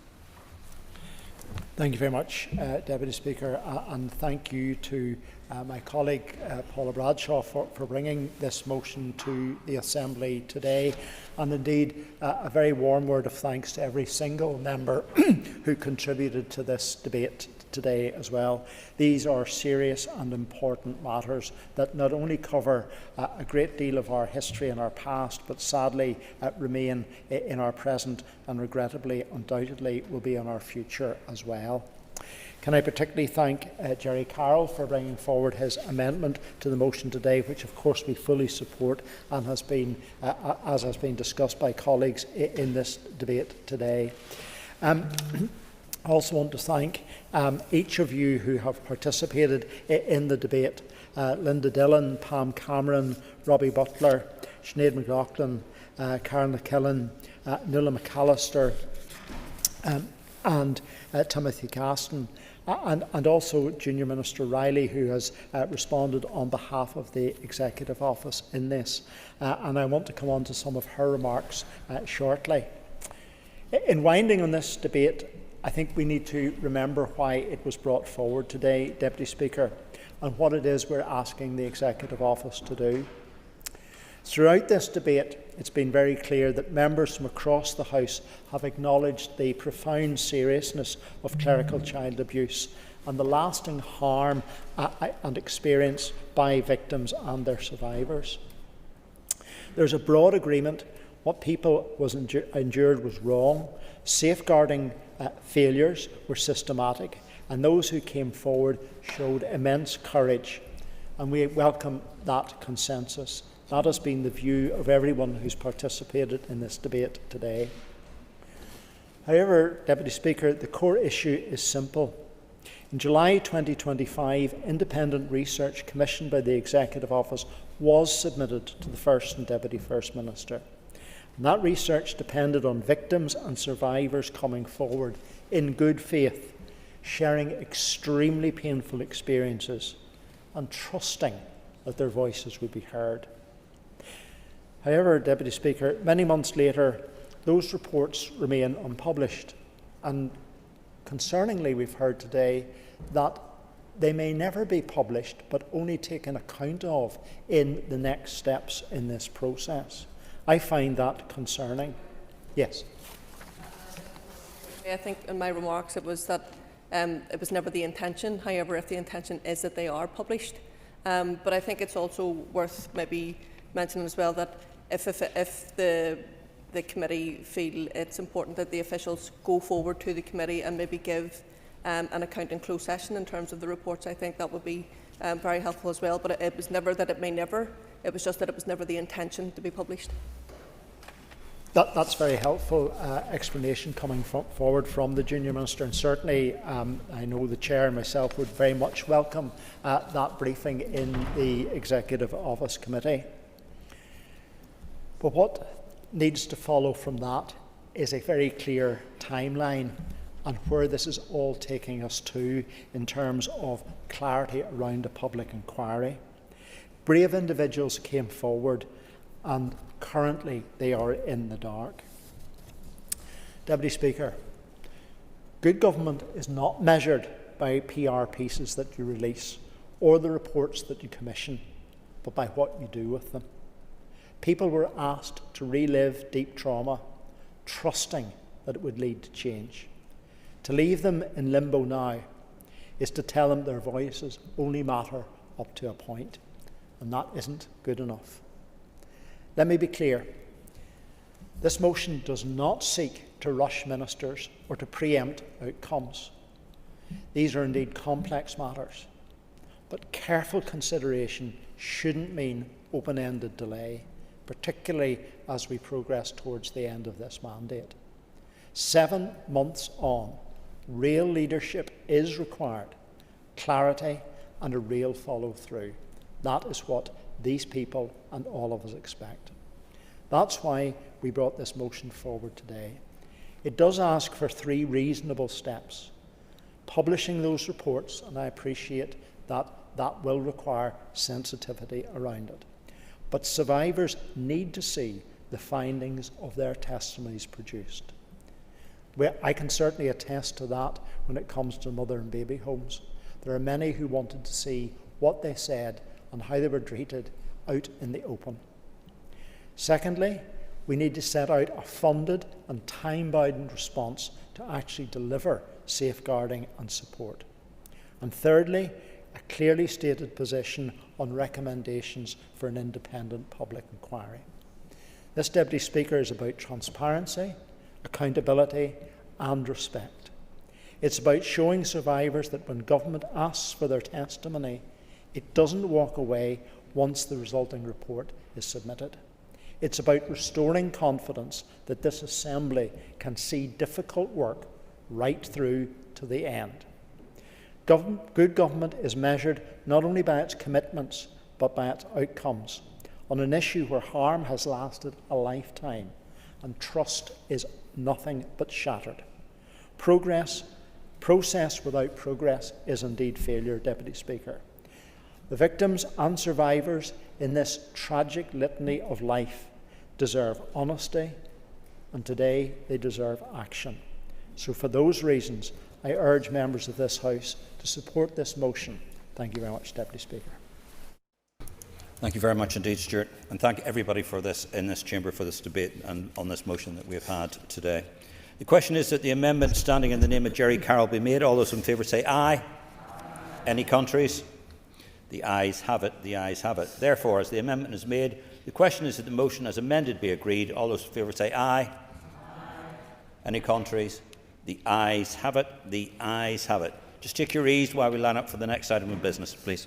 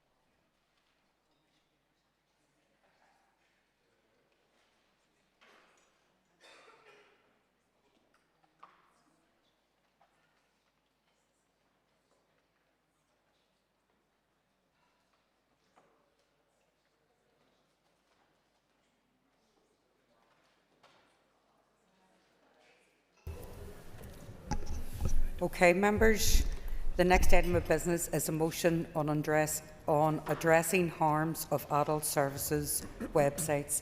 Clerk, could you please read the motion? That this Assembly acknowledges the significant impact of commercial sexual exploitation and human trafficking of women and girls facilitated through adult services websites, reaffirms its commitment to Northern Ireland's long-standing leadership in safeguarding women and girls from exploitation and trafficking, and calls on the Minister of Justice to press the UK Government to bring forward proposals making it an offence to operate a website hosting advertisements for prostitution. Thank you, and I call Peter Martin to move the motion. Moved. Thank you, Peter. So the Business Committee has agreed to allow up to 1 hour and 30 minutes for this debate.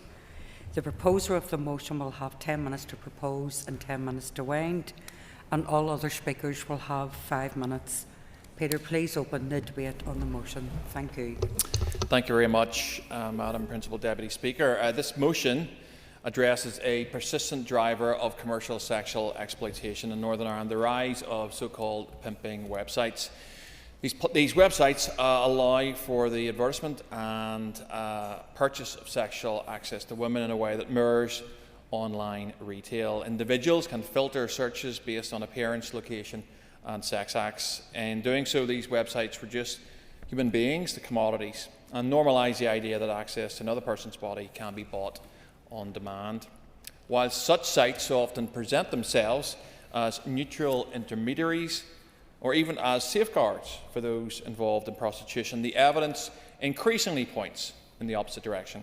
These platforms generate substantial income and profits while creating an environment which enables exploitation. It shields traffickers from detection and expands demand for sexual services.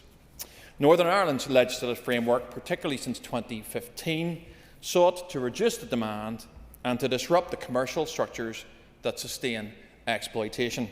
Indeed, my own DUP party colleague, Lord Morrow, led the way in opposing and tackling sexual exploitation in Northern Ireland with the Human Trafficking and Exploitation Act in 2011, creating a significantly more robust framework for confronting the systematic roots of sexual exploitation.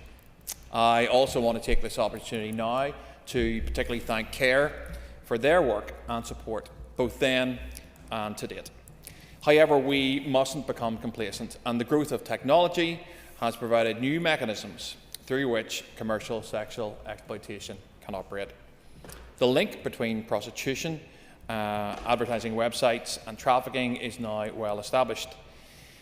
One major concern of pimping websites is the facilitation of human trafficking, and this in itself is not a new revelation. In 2023, the House of Commons Home Affairs Committee report said the following, that websites advertising prostitution significantly facilitate trafficking for sexual exploitation. An inquiry into the sexual exploitation advertising websites by the group on CSE also had extremely worrying conclusions.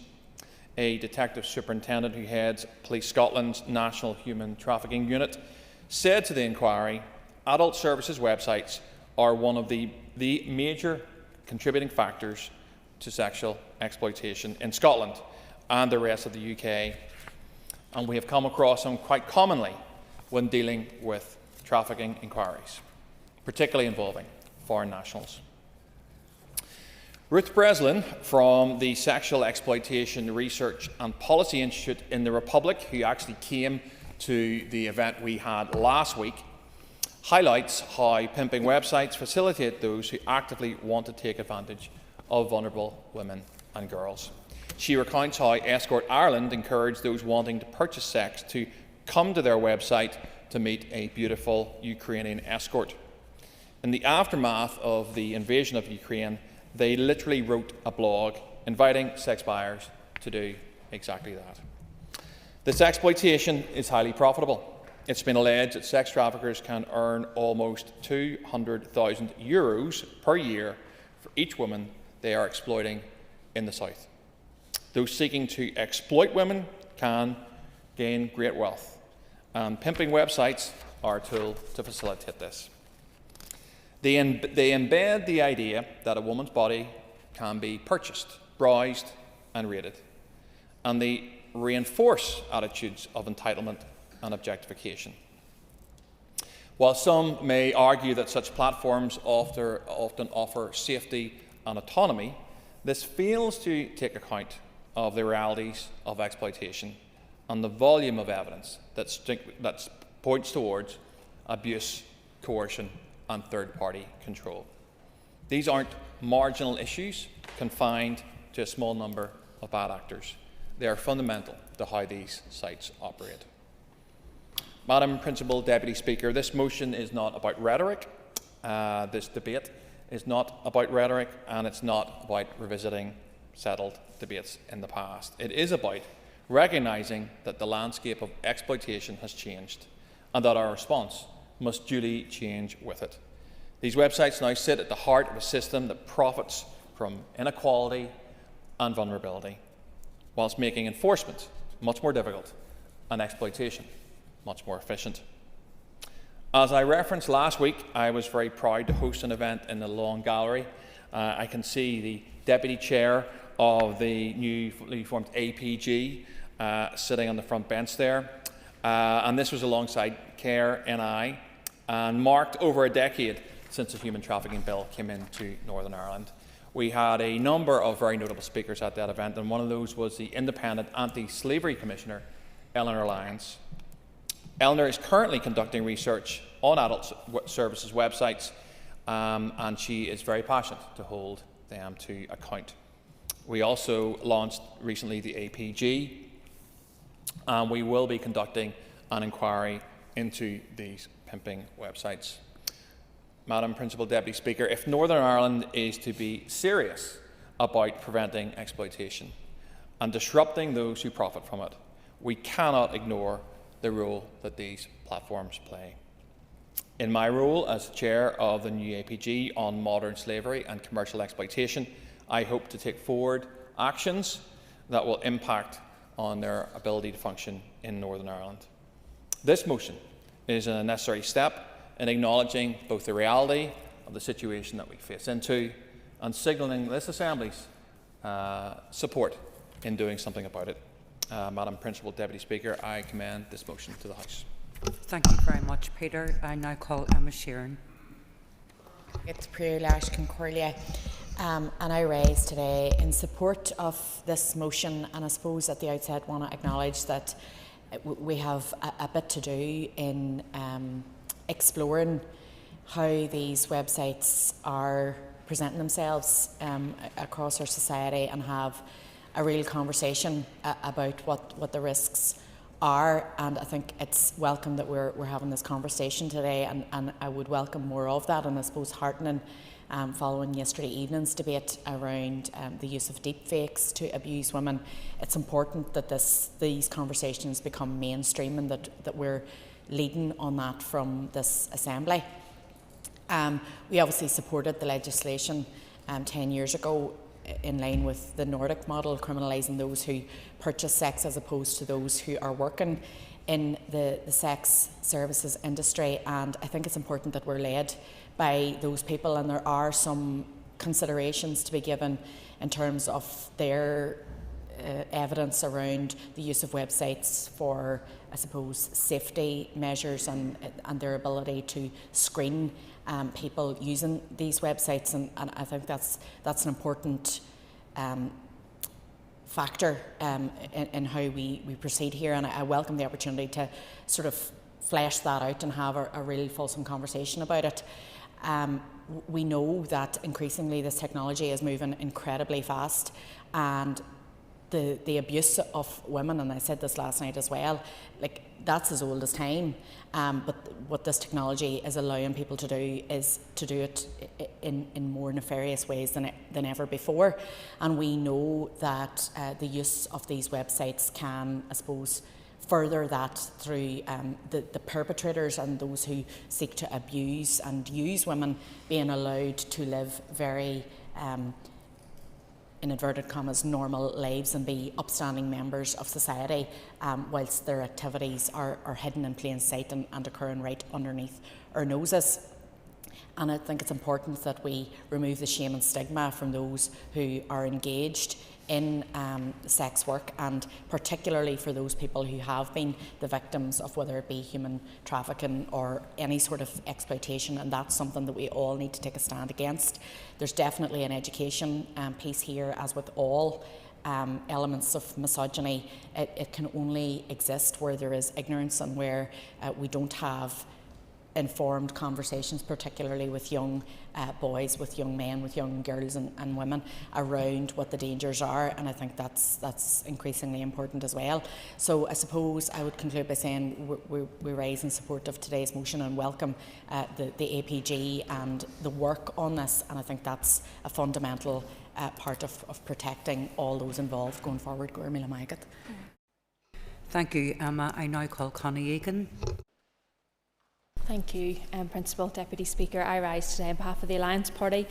I'm also the Vice Chair of the All-Party Group on Modern Slavery and Commercial Sexual Exploitation to respond to today's motion brought by my colleagues in the DUP.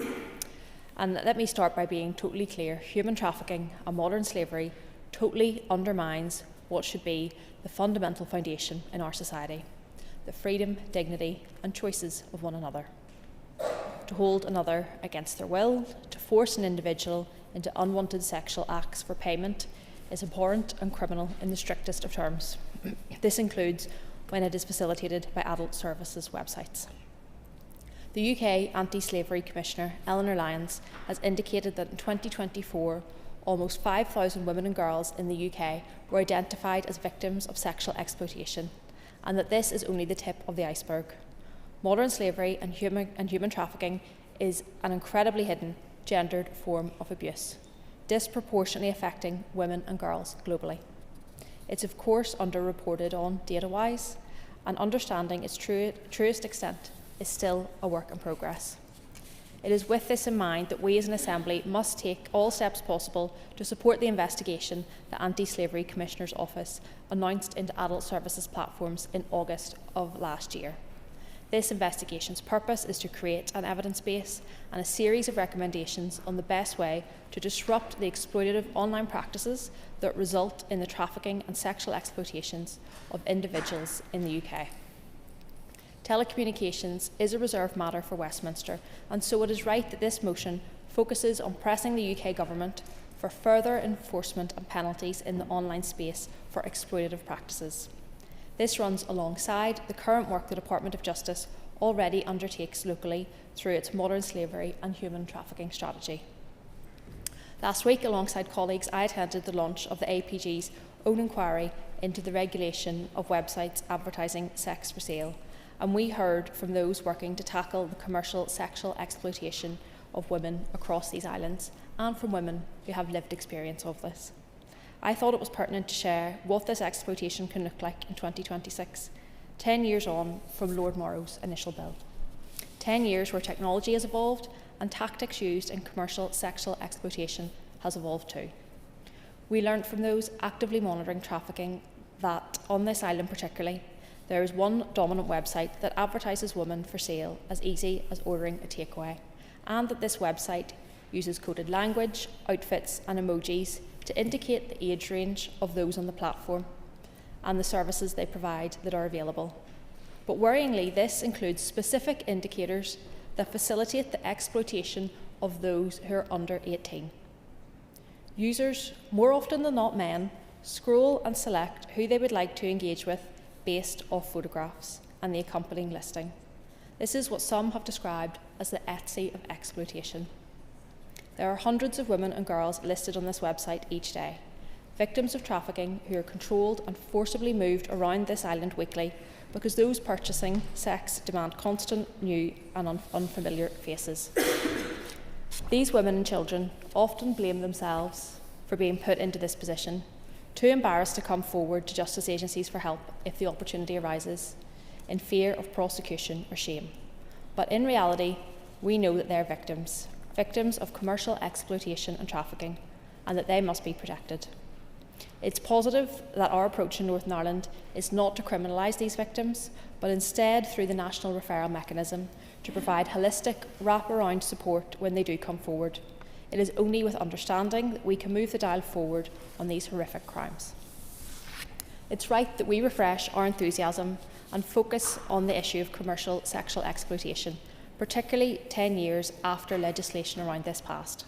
So much can happen in that time, but our reflections must be grounded in the evidence from victims and survivors and others who are working on the coalface of this.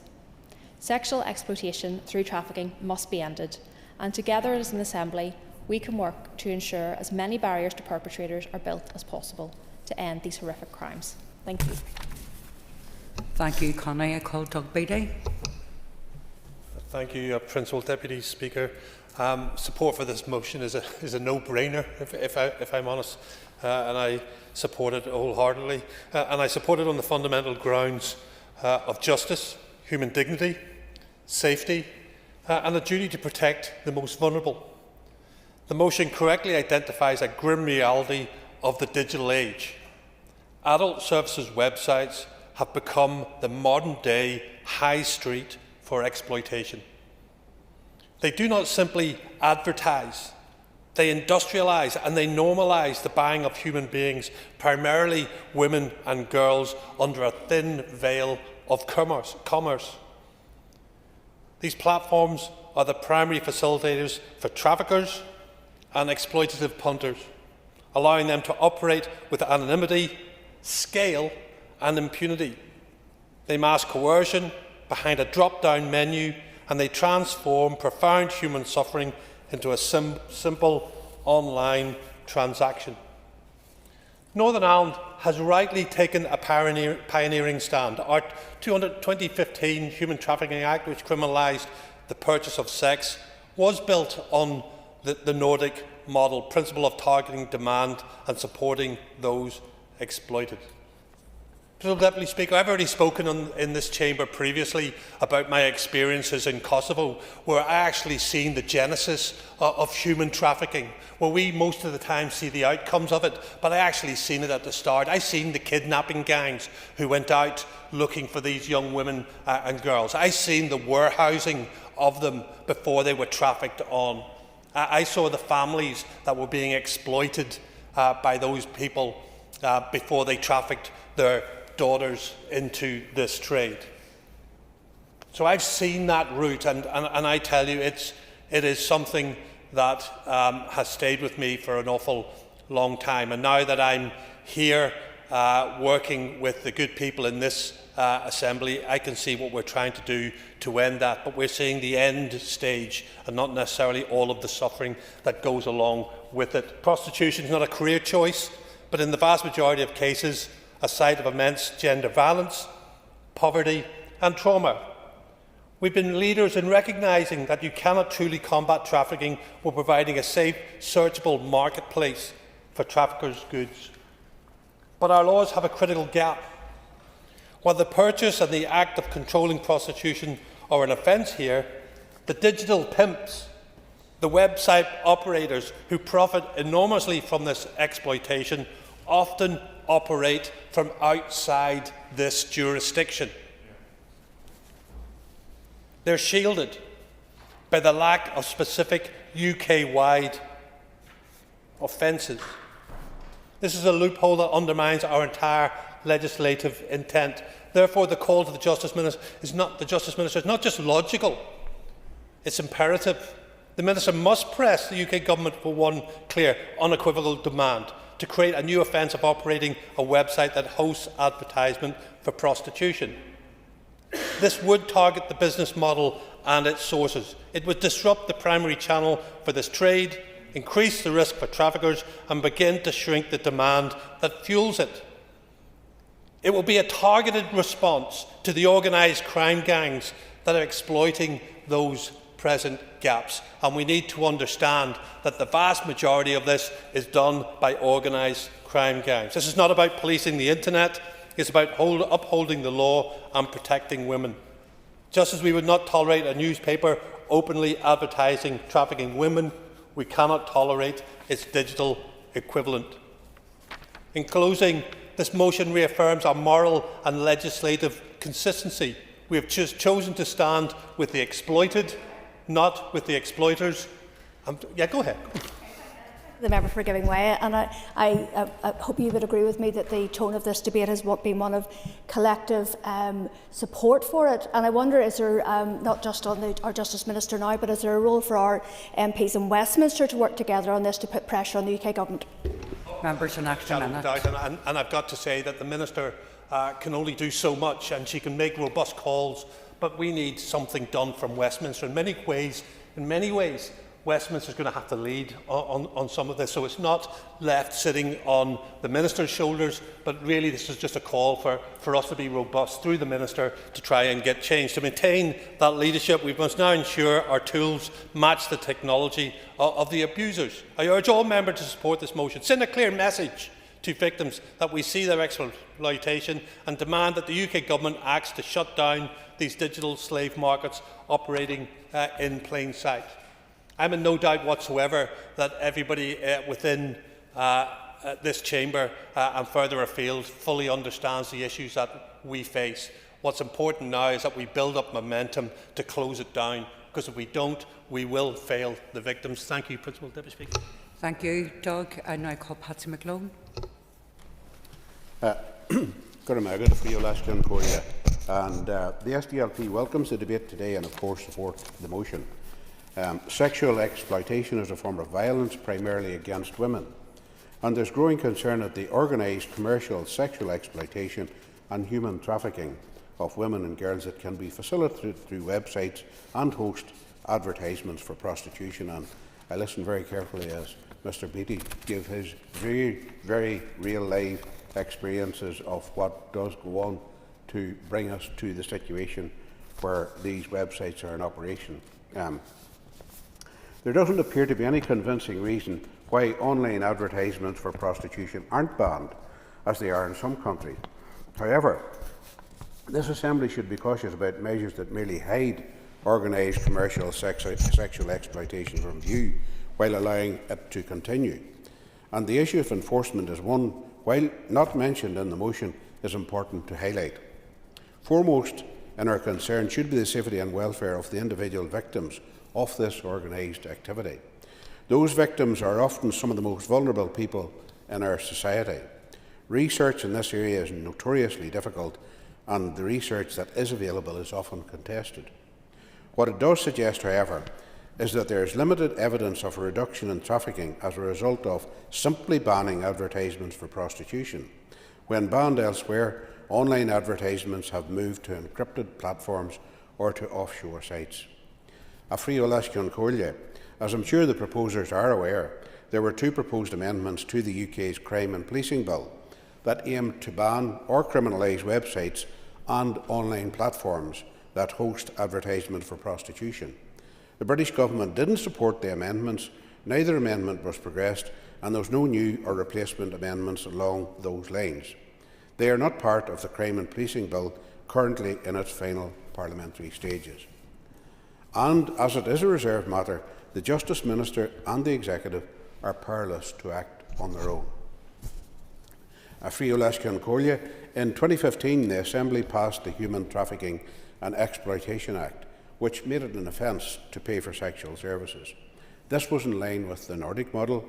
This approach aims to reduce demand for prostitution, improve the lives of those with experienced prostitution through support mechanisms, help those involved to exit and to change social attitudes. The 3-year review of the impact of the 2015 Act reported that in the period from June 2015 to December 2018, there had been 15 arrests and just 2 convictions for purchasing sex, and 31 arrests but only 2 convictions for human trafficking for sexual exploitation. That review concluded that the legislation had minimal effect on the demand for sexual services, and it was unable to determine how it had impacted upon human trafficking. In 2019 to 20, 111 potential victims of trafficking in the North were referred to the National Referral Mechanism. That's double the number of referrals in the previous year. And there has been an upward trend in the official figures for human trafficking referrals since 2020, with 496 referrals here in 2024. But between 2020 and 24, there were just 11 prosecutions for offences under the 2015 Human Trafficking and Exploitation Act. And of those 11 prosecutions, there were just 7 convictions. That suggests, obviously, that what is needed is greater enforcement of our existing laws. We are not necessarily opposed to the banning of specific websites as part of a wider strategy to tackle organised commercial sexual exploitation and human trafficking of women and girls. But the evidence suggests that the real benefits come from clear and enforceable objectives that prioritise the safety and well-being of those involved in prostitution, including providing exit routes as well as sustained enforcement strategies aimed at detecting the men who pay for sex from these sites. That is where we believe the Minister can be focusing our attention. I now call Cara Ferguson. Well, Deputy Speaker, and can I too also welcome this motion today and obviously the proposers of the motion, because we all know victims of sexual exploitation and human trafficking are oftentimes amongst some of our most vulnerable and traumatised individuals and communities. The Department of Justice strategy on modern slavery and human trafficking 2024-27 rightly focuses on the relentless pursuit and disruption of offenders, the protection and support of victims, and the longer-term prevention of these practices, including through awareness raising and training. Arguably, the fourth P is about strengthening partnership and collaboration on this issue, and we therefore very much welcome the opportunity to engage further with the recently established all-party group on human trafficking and commercial sexual exploitation. We must unite to tackle all forms of sexual exploitation and human trafficking, including child sexual exploitation, and this requires a holistic approach, strengthening our legal frameworks tackling poverty and deprivation, and expanding awareness around trafficking, coercion and exploitation. I want to briefly acknowledge some of the brilliant work being currently undertaken by the likes of NSPCC and Bernardo's to raise awareness of these very issues. Prostitution and the wider sex trade industry is highly gendered. Additionally, it's intricately linked with other intersectional identities, with many women entering as a result of coercion, due to experiences of poverty, human trafficking or grooming. We have a duty to tackle the continued exploitation of vulnerable groups, including those experiencing homelessness or addiction issues, migrant women and those living in abject poverty. With respect to child sexual exploitation, it's utterly devastating that statistics and research suggest a particular link here with children reported missing from residential care homes and child sexual exploitation. The hidden nature of human trafficking and its underreporting remain a significant challenge. Additionally, other aspects include language barriers, immigration status and educational underattainment can support the enablement of these horrific crimes. We need a strengthened All-Ireland collaboration between the PSNI's Modern Slavery and Human Trafficking Unit and the Gardaí's Human Trafficking and Investigation Unit.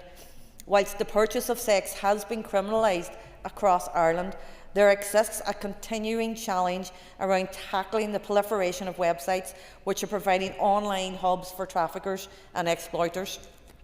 We must expand community-based education and awareness of issues such as grooming, coercion, consent, exploitation and the different forms of gender-based violence and sexual abuse. We need to strengthen the regulation of online platforms and modern technology to eradicate the facilitation of profitisation from exploitation. To conclude, tackling exploitation and human trafficking requires us to tackle the very structures which drive inequality, exploitation and abuse. We have a duty to strengthen regulations which apply to the digital sphere, including tools of AI. We must deliver improved All-Ireland collaboration on this issue amongst criminal justice agencies and frontline responders. Additionally, we must focus on how best to ensure this shared focus is grounded on the lived experience of survivors. Carja, we want to deliver a new Ireland where all our women and our girls can live free from violence, exploitation, harassment or control. An Ireland which upholds and protects the fundamental rights to dignity, justice and equality. An Ireland where women and children are safe inside the home, respected in public places, protected fully in both the physical and online world. Thank you. Thank you, Ciara. I call Paul Frew. Thank you, Principal Deputy Speaker. Human trafficking and commercial sexual exploitation are serious and disgusting crimes that we must do everything within our legislative powers to stop. The Nordic model introduced by Lord Morrow in 2015 was a major milestone in progressing the objective of reducing demand for prostitution and thus, in turn, human trafficking. And I was privileged to have served at that time in this Assembly with Lord Morrow in that historic bill. In 2018, the Home Office found that the estimated median time a victim trafficked for the purpose of sexual exploitation is held is 274 days. During this period, a victim experiences 795 incidents of rape and sexual assault. 795. In 2024, Sky News shared the story of Sarah. Sarah, who thought she was attending a job interview, was lured to a flat where she was asked to hand over her passport. Her passport picture would later be used to create an online profile to advertise her for sex to which she has no access or control over. She was raped by her trafficker and abused by the men who booked her through the website. According to Sky News, the man who abused Sarah is now in prison, but the website which facilitated her abuse is still operating. Sarah's experience is not a horror story from a distant country or a one-off terrible crime.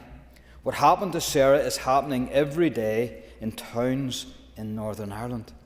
Women and girls are being bought and sold as if they're commodities. They are the product, and the pimps and traffickers who supply them are the profiteers. But so too are the websites that facilitate the sale of these women and girls. These websites and platforms are not innocent bystanders. They too make money from the sale of human beings. One such platform's profits have been reported to run into millions of euros. These websites are the shop front of human trafficking and exploitation. Men come to these sites to buy women and girls for sex. They serve no other purpose than to meet the demand of men to access women's bodies while making a tidy profit. As the Organisation for Security and Cooperation in Europe points out, unlike labour trafficking, in which the services of victims do not usually need to be advertised to third parties, advertising targeted at sex buyers is core to the business model for those who traffic persons for the purpose of sexual exploitation. The online method has many benefits for exploiters, including allowing traffickers to expose victims to a geographically broader customer base, as well as being correlated with higher numbers of buyers per day compared to solicitation in the context of street-based prostitution. So-called adult services websites are online brothels, and we are allowing them to operate with impunity. Of course, central to this crime is the men who buy sex on these sites. Men who, as the primary purchasers of sex, have no regard for the plight of the women and girls they are purchasing. These men are not ignorant to the grim reality that exploited women face. They simply do not care. On these sites, purchasers are often able to leave reviews of the women and girls they have purchased. Although the existence of this feature is demeaning and degrading in itself, what perhaps is more demeaning and degrading is the reviews that men write about the women they purchase. These comments are vile and are an indication as to the type of men who are purchasing women. Pimping websites are approving access to women for these men. Acting as an online brothel where a man can with ease browse and order a woman and then review her as if she was a product is absolutely grotesque. As has already been outlined, these sites are facilitating and driving demand for the human trafficking and exploitation of women and girls for Northern Ireland for this purpose. In the last month, a man was charged with controlling prostitution for gain under Article 63 of the Sexual Offences Northern Ireland Order 2028. It's about time we seen more convictions in this regard. Thank you. Thank you, Paul. I call Aoife Finnegan. Príleis Concordia, and I welcome the motion today. Sinn Féin approaches this motion with care, seriousness and compassion, because at the heart of this motion is women's lives, safety and women's dignity. There can be no ambiguity in our position when it comes to exploitation, coercion and trafficking. These are grave abuses of human rights and must be confronted whenever and wherever they occur, including in online spaces. However, we have a responsibility to ensure that any responses does not unintentionally impact on women and place greater risk. Evidence from frontline organisations shows that blanket bans or poorly designed criminalisation can push sex workers underground, increase in vulnerability and reduce in access to supports. So if our aim is welfare and safety of women, then policy must remain and must always be victim-centred, trauma-informed and shaped by lived experiences. The focus must remain on those who profit from exploration. The focus must remain on those who profit from exploitation traffickers, organised criminal networks and abusers. Online platforms have responsibilities and must be held accountable where they facilitate exploitation or ignore trafficking indicators. But regulation must be carefully designed to enhance women's safety, not undermine it. So we must continue to engage constructively on this motion, guided by a single principle that women's safety, dignity and well-being must come first. Thank you, Aoife. I call Brian Kingston. Madam Principal Deputy Speaker, we like to think that our lives have been improved through modern technology and the online world of the internet, and in many ways that is true.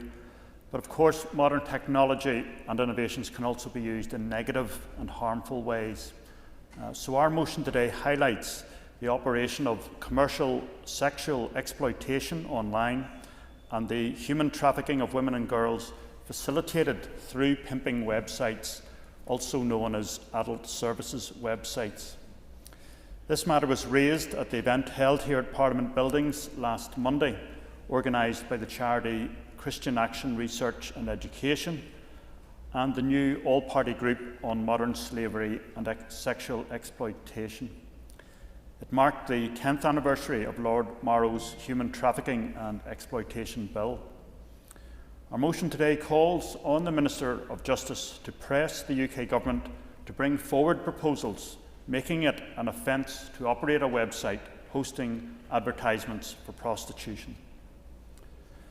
Some say that prostitution is an adult choice. Some even claim that it is in some way empowering for some women as a source of income. We know that in the vast majority of cases, it is the exact opposite of empowering. Women's bodies should never be treated as a commodity for sale. When women are trafficked, often under false pretences, and forced or coerced into prostitution, that is modern slavery of the worst kind. Every effort must be made to bring that to an end.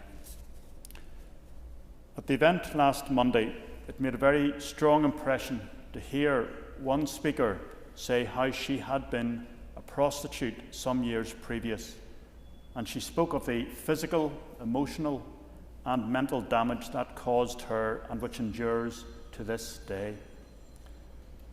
The Department of Justice has stated that prostitution and human trafficking in Northern Ireland are linked to organised crime networks that exploit vulnerable people for profit. The 2015 Human Trafficking and Exploitation Act, which resulted from Lord Morrow's bill, adopted the Nordic model of criminalising the purchase of sexual services while decriminalising those who sell sex. This model is widely recognised as a means to reduce human sex trafficking. A Sky News investigation in June 2025 found thousands of potential indicators of sexual exploitation on two of the UK's most prominent adult services websites. Sky News analysed 50,000 advertisements, which revealed a high concentration of red flags linked to organised exploitation, including repeated use of the same contact numbers and duplicated advert text across adverts for different women in different geographical locations. Pimping websites play a key role in facilitating organised crime groups to exploit women and girls. In 2023, the European Union Agency for Criminal Justice Cooperation said 12 suspects had been charged after an investigation into an organised crime group which allegedly recruit young women from Romania, transported them to Ireland, where they were then advertised on escort websites and sexually exploited. Similarly, in 2024, 3 members of an organised crime group in Gloucester were jailed for a combined total of 25 years, as police believe they were running one of the largest sex trafficking operations in the southwest, forcing at least 20 women, who were mainly Eastern European, to work in a network of brothels. In 2024, 3 men and 1 woman appeared in court, all Romanian with addresses in Ballymena, and were charged with controlling prostitution for gain. The victim, who was also from Romania, had sexual services advertised through adverts posted online. And this very month, another man was charged with similar offences in Northern Ireland. So this activity is a reality in Northern Ireland. We must act against the operation of these websites, and I commend our motion to the House. Thank you, Brian. I call Robbie Butler. Madam Principal Deputy Speaker, I thank the members that have contributed. This is a very sensitive but very important topic, and I remember being interested and intrigued by this debate in 2015. I wasn't an MLA at the time, but I do want to put on record my thanks to Lord Morrow for the work done at that stage on this bill, because it does recognise the abuse and exploitation of women and girls and the experience, and I think it's sought to decrease the demand for purchasing sexual services and the consequent human trafficking through the passing of that piece of legislation. And I think it's been rightly highlighted by members here that we need to be very intentional about what we do, but also ensure that we protect those people, those vulnerable women and young people that may be affected by this. And this Act was introduced, and it did bring new trafficking offences, and as many members have said, it did use the Nordic model approach. But we have to be very, very clear about this. The exploitation of women and girls is a form of violence against women and girls, and we must ensure that we build on the legacy of the Act from 2015 to ensure that women and girls are protected to the absolute jot and tittle of that which we can do in this Assembly. The experiences of women on adult service websites are very often traumatic and distressing, and we need to ensure that we are providing that adequate support in the meantime. Prostitution is an act of violence against women and girls. It inherently dehumanises women, and it reduces them to nothing more than a commodity.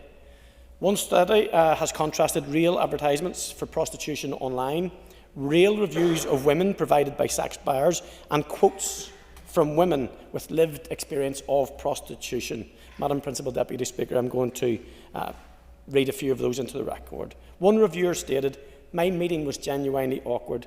She looked like she was under the effects of chemicals. Her mouth was moving constantly. She kept breathing, heaving up her nose, and was disorientated when I talked to her, but I decided to give it a go. Some of the services were not provided." One woman with lived experience stated, "Apparently, every cell in your body regenerates every 7 years. I'm nearly at that point. I'm hoping my body might let go of some of the memories of the men who paid to use me, but I worry that my mind never will. The mental distress that lasts for years cannot even be measured." Madam Principal Deputy Speaker, disgracefully, the purchasing of a woman online is no different than ordering a takeaway to some of those who use the service. Yet some would seek to push an agenda which legitimises prostitution as being a form of empowerment for women, as Mr Kingston rightly pointed out. A lifestyle defined by glamour and independence, which it is not. However, the reality is much grimmer and devastating for the women and girls who suffer physically, mentally and emotionally. Women and girls in prostitution are more likely to experience violence. A consultant gynaecologist who runs a sexual health clinic for sex workers and other vulnerable women in Edinburgh has found, and I state that I have women coming in here black and blue. Men think that because they're paying for it, then they have the right to treat these women in ways which are completely inappropriate. Despicable.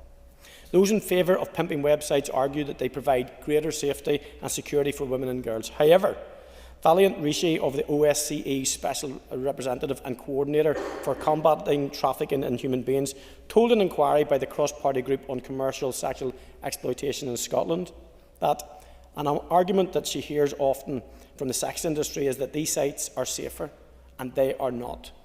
They are easier, and easier is not the same as safer. The problem is that just like on the street, nobody knows who the buyer is, who's going to walk through the door, and a good buyer today can be a bad buyer tomorrow. There is simply no way to eliminate violence from this industry, and websites do not help in that point. Absolutely, yes. Or agree with me that there is no such thing as a good buyer. The very fact that they are buying sex and using women for sex is an act of violence in itself. I absolutely do. And I think there's much more we can do upstream. And this isn't in my notes, but I will refer to it. We do have a culture which is being fed right from a young age. I remember when my kids were young watching a cartoon, a Disney cartoon, where the young characters were twerking like Miley Cyrus. And I think even those things, if we're looking at a cultural shift, This is part of it, but we need to look at the entirety of the sexualisation and exploitation of our young people and the message that's sent out by movie makers, cartoon makers, and it starts at a very young age. And that's that attitude piece that you're talking about. That it is a form of violence, and I believe that you're absolutely right. These websites create a digital platform which drives violence against women and girls by turning women into commodities for potential buyers to pursue and then select one that fits their taste. We reinforce the gender dynamics that underpin violence against women and girls, and I think those are underpinned, sadly, from a very young age. These platforms industrialise the embedded violence and stereotypes which put women in danger. We must do everything in our power to curtail the demand for this industry, whilst we also provide women and girls with real opportunities to exit this industry. And I'm going to finish with this one, and this is slightly a curveball, but I know my church, for instance, is trying to raise money for women that are caught in prostitution in India. In India, £500 buys a woman out of the sex industry. We need to do more here for the women in Northern Ireland to protect Time's them. up. Thank you, Robbie. And I call Timothy Glasson. Much, Principal Deputy Speaker. I rise to speak in support of the motion here today. The truth is that one of the main drivers for human trafficking in Northern Ireland is the demand for paid sex. That is not to suggest for one moment that we shouldn't be doing everything we can to address demand for all forms of human trafficking. We all have a moral duty to do so. However, the way we address demand for forced labour is different than the way we address the demand for paid sex. So I strongly support having a focus on this element of demand for human trafficking today. I would say that it's really important that in addressing this subject, we don't fall into the trap of only seeking to address the suffering arising from the demand for paid sex if the people have been trafficked. While some people drawn into prostitution have been trafficked, most are exploited in domestic prostitution. That is the principal reason why the 2015 Act is called the Human Trafficking and Exploitation Act, because while it engages with human trafficking, it is not just about human trafficking, but wider exploitation. As a society, we need to keep in view the central exploitation that arises from commodifying someone and paying for access to their body. This is deeply dehumanising and degrading and should have no place in Northern Ireland today. Northern Ireland took the lead in this area in 2015, criminalising paying for sex. I am concerned that we seem to have lost our way somewhat since then. In the first instance, although much higher than in relation to the previous offence, the rates of arrest, prosecutions and convictions for purchasing sexual services remains low. Belfast Live reported last year that between 2015 and March 2025, the PSNI recorded 115 arrests for the offence of paying for sexual services. Between 2015 and the end of 2024, the PSNI referred 131 cases to the PPS. In 55 of those cases, the decision was taken not to prosecute. Even after those cases were passed to the PPS, they are rarely progressed further. The first case reached the Magistrates' Court in 2018, and the first case before the Crown Court was 2021. We can only really change the culture in Northern Ireland if we apply the will to properly enforce our law. Today, I detect a loss of way, or at least momentum, with the motion before us. We led the way in the UK in 2015. Had we back then simply passed the motion asking for UK ministers to criminalise paying for sex, nothing would have happened. We have the powers to pass legislation prohibiting pimping websites in Northern Ireland already, and so we should prohibit them rather than waiting for others to do so. Thank you. Thank you, Timothy. I call Jerry Carroll. Thank you, Deputy Speaker. Of course, human trafficking is disgusting, exploitative and a rotten practice which must end, and one of the quickest ways to do that is to ensure there's support and safe access routes for migrants and people seeking asylum, which I know the party to my right usually oppose. There's no doubt, I'd imagine, that some sex traffickers try to use adult services website to coerce, prey and bring harm to vulnerable women. But I think it is very dangerous, Deputy Speaker, to conflate sex work with human trafficking, which is being what this motion is doing, and it's precisely why we should be challenging it by calling for the further criminalisation of sex work under the guise of protecting women and girls from trafficking, which is what the motion does.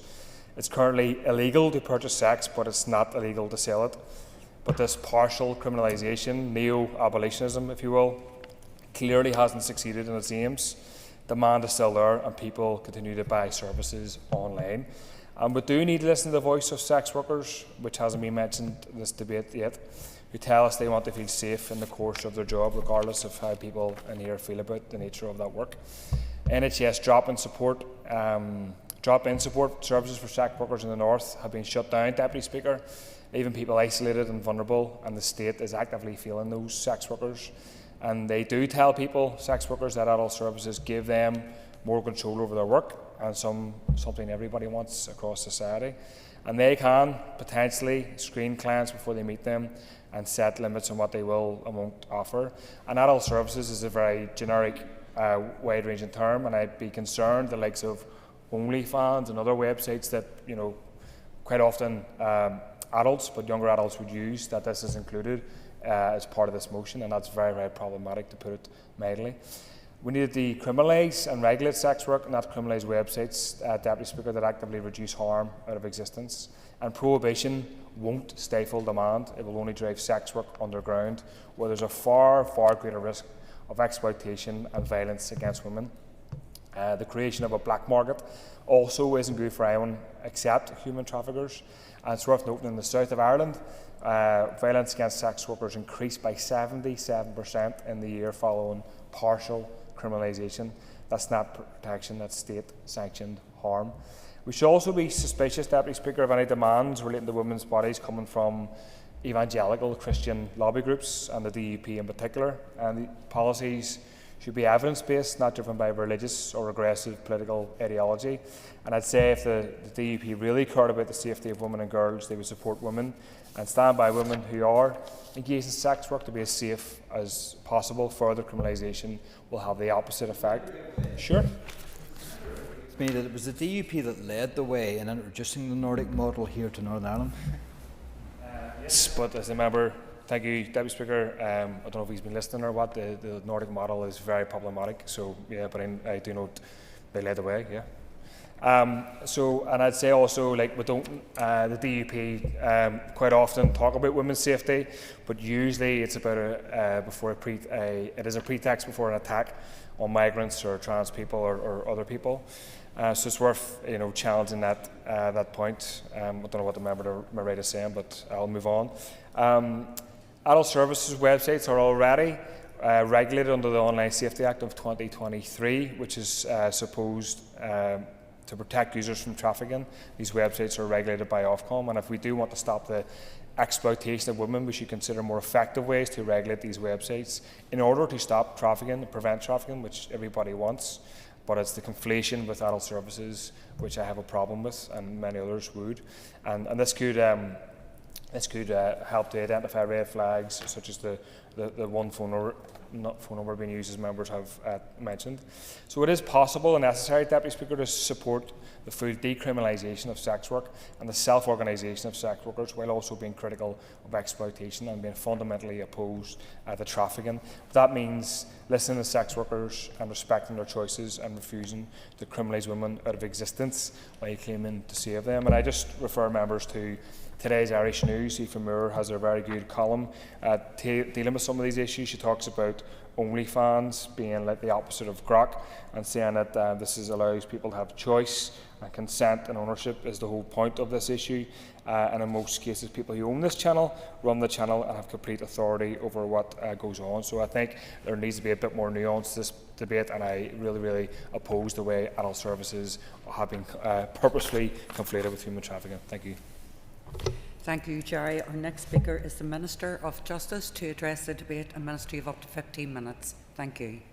Thank you, Madam Principal Deputy Speaker, and I'm very grateful for the opportunity to respond to today's motion. As most members are already aware, telecommunications is a reserved matter for which the UK Government has responsibility. However, as Justice Minister, I'm unwavering in my commitment to protecting women and girls from harm and to taking every possible step within my powers to keeping them safe from all forms of abuse and exploitation. The sexual exploitation of women and children is a form of violence against those women and children. Child sexual exploitation is a form of child abuse. Commercial sexual exploitation and human trafficking of women and children through adult services websites, so-called pimping websites, is not acceptable in any form and is an affront to our values as a society. Whilst I understand that the previous speaker talked about people's choices, I would ask whether people make those choices based on desperation and need as opposed to free will. And I think that that is also a coercive element in people's decision-making that needs to be addressed when we're dealing with these issues. The fact that somebody chooses from a menu of particularly unpalatable options doesn't necessarily mean they're content with their decision. The victims of this kind of exploitation are some of the most vulnerable, and the crimes against them will often go unnoticed and unreported. The victims are often hidden in plain sight on these websites.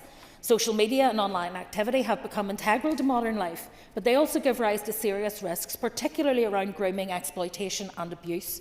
Pimping websites are online platforms through which sexual services are advertised. Evidence from other jurisdictions clearly shows that these sites are increasingly exploited by traffickers as a means to advertise, monitor and exert control over victims of modern slavery. They also give a veneer of professionalism and even respectability to something which is exploitative, degrading and dehumanising.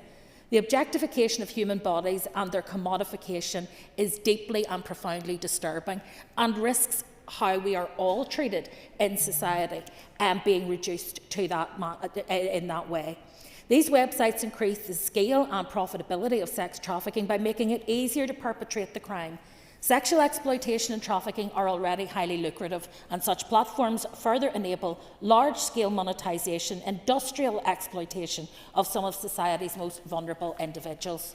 The UK's Joint Slavery and Trafficking Analysis Centre has stated that adult services websites represent the most significant enabler of sexual exploitation in the UK, and I'm sure that Mr Carroll would agree that that is something we need to take incredibly serious. Websites which facilitate this potential for exploitation cannot be tolerated, and we must work together to tackle the issue. Members will be well aware that commercial sexual exploitation is a crime that does not respect borders. It's vital that we continue to work closely with our neighbouring jurisdictions to strengthen our collective response, to share policy and operational developments and identify further opportunities for collaboration. Recognising the cross-border relevance of tackling commercial sexual exploitation, my officials are already engaged in work with other jurisdictions across the UK and Ireland to discuss how this crime is presenting in each jurisdiction and opportunities for collaboration, both in terms of policy and operational activity. I'm pleased that Assembly colleagues have recently established the All-Party Group on Modern Slavery and Commercial Sexual Exploitation and have launched an inquiry into adult services websites and their facilitation of those crimes. It is a welcome and proactive development which I believe will provide important evidence on the scale and nature of sex trafficking and exploitation facilitated online in Northern Ireland. I have every confidence that this will play a vital role in informing our policy response, strengthening protection for victims and disrupting those who perpetrate harm. It will reinforce our collective focus on tackling this abhorrent crime, ensuring that support for victims remains both effective and firmly victim-centred, and importantly raising awareness so that the reporting is not something to be feared, but is seen instead as a vital lifeline for those who find themselves trapped in a web of sexual exploitation and abuse. Where evidence from the inquiry and from operational partners identifies gaps in Northern Ireland legal and regulatory frameworks, I will of course consider what further action is required to deter the platforms that enable that sexual exploitation to be commercialised. As I've already stated, telecommunications is a reserved matter under the responsibility of the UK Government, which means I do not have the authority to legislate directly in this area or to ban websites in Northern Ireland, despite what some people have erroneously stated. However, if it's clear that change is required, I will certainly engage with the UK Government to ensure Northern Ireland-specific issues are considered in the context of any legislative developments which may be brought forward by Westminster. The UK Independent Anti-Slavery Commissioner is conducting similar research into adult services websites, which have already been discussed in the debate, and that includes Northern Ireland within its scope, which I think is hugely important. I look forward to those findings from that research and any recommendations for legislative or policy change that emerges. I also want to take this opportunity to highlight to Assembly colleagues the work that my department is currently doing to tackle the crimes of human trafficking and modern slavery. On the 10th of July 2024, I launched a 3-year strategy which sets out Northern Ireland's overarching framework for tackling slavery and human trafficking and establishes clear commitments for statutory bodies and civil society partners to ensure coordinated and robust response. It's built around 3 central pillars: pursue, protect and prevent.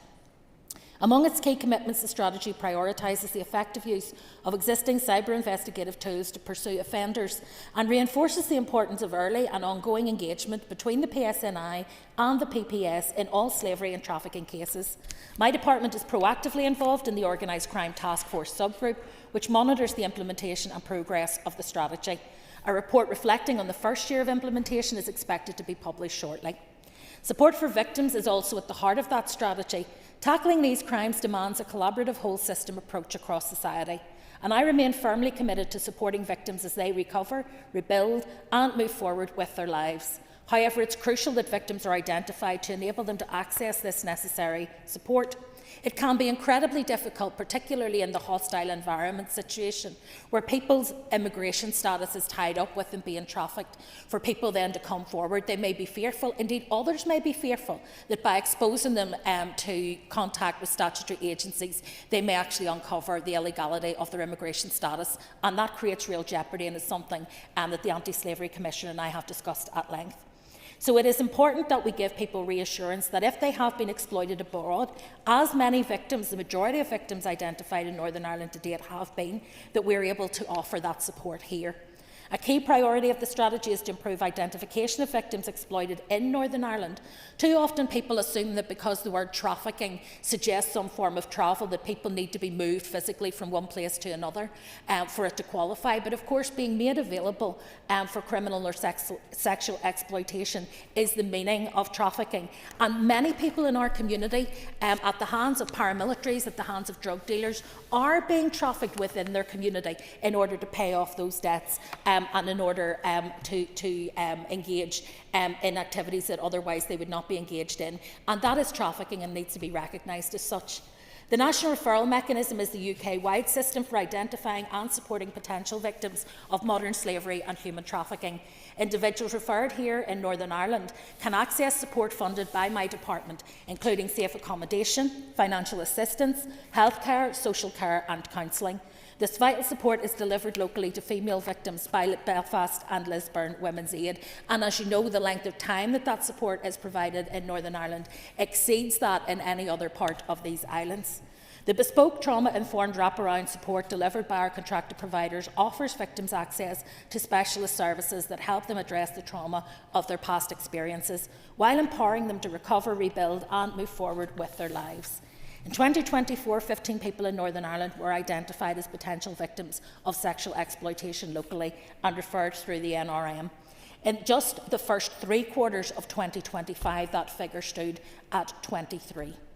This rise is not just a statistic. Behind it, there is evidence of a system that is becoming more alert, more responsive and more determined to uncover exploitation wherever it occurs, including here in Northern Ireland. It reflects the real tangible progress of the 3-year modern slavery and human trafficking strategy and speaks to the unwavering dedication of the PSNI and other frontline services who are working tirelessly to identify victims and bring these hidden crimes to light. But it also hints at a growth in such exploitation. Often victims of sexual exploitation are not even aware they have been advertised on pimping websites, and many more victims remain hidden. I was shocked when I visited Hydebank Wood Women's Prison recently and heard the story of a young woman who only realised that her supposed boyfriend was actually her pimp when she discussed her relationship with other women in the prison. It had been so normalised that he used her to pay for his drugs that she had accepted it as part of a normal relationship when it clearly is not. And so convincing victims that they are indeed victims is also a challenge. Prostitution and sex work can place individuals, particularly women, at significant risk of exploitation, of sexual abuse and of physical harm. Northern Ireland is the only part of the UK where the purchase of sexual services is a criminal offence, reflecting that firm commitment to reducing harm and tackling exploitation in all its forms. The Human Trafficking and Exploitation Criminal Justice Support for Victims Act 2015, introduced to the Assembly by Lord Morrow, and I know my predecessor David Ford worked closely with him, is based on the core element of the Nordic model, which is to criminalise the purchase of sexual services, thus tackling demand, while decriminalising the selling of sex, so that help can be offered to those who feel trapped. However, we should not be complacent, because of course if people think they're going to be stopped when they're physically curb crawling and trying to buy sexual services on the street, they will move their activities online in order to avoid detection. And so we see a growth in what happens in the online space. That has been accompanied by rapid advances in technology. So online abuse and exploitation is becoming increasingly prevalent. The influence of the online world on our community, especially on our young people, is profound, shaping their attitudes and their abilities to build safe and healthy relationships. As technology evolves, so too do the tactics of those who wish to cause harm. We cannot and must not stand still in the face of that challenge. We need to ensure criminal justice response evolves at the same time and at the same relentless pace as those who exploit others. We cannot afford to fall behind. Vulnerable women and girls will pay the price if we do. I have taken a proactive approach to strengthening online safety where I can. Members will know the introduction of the Online Safety Act 2023 was a landmark step in protecting both children and adults from online harm right across the UK. Ofcom, as the regulator, is driving forward implementation through clear guidance and robust codes of practice for online platforms. My officials continue to engage closely with Ofcom, including providing a detailed response to its recent consultation on additional safety measures. It is fair to say, and I have been open about it, that I think the Online Safety Act could and should have gone much further. But I will not be failing in my desire to continue to press that with the UK Government. Although responsibility for the Act and for telecommunications rests with the Government, I have worked to influence policy development, strengthen accountability and ensure our interests are represented. Colleagues noted yesterday about the significant protections that we have brought forward in the last mandate and also in more recent times, so I won't rehearse those again. But I continue to keep the legislative framework under active review. I sought and received Assembly's consent to extend a number of provisions of the Crime and Policing Bill to Northern Ireland, and I am looking now for further consent for provisions in due course, which will come in front of the Assembly.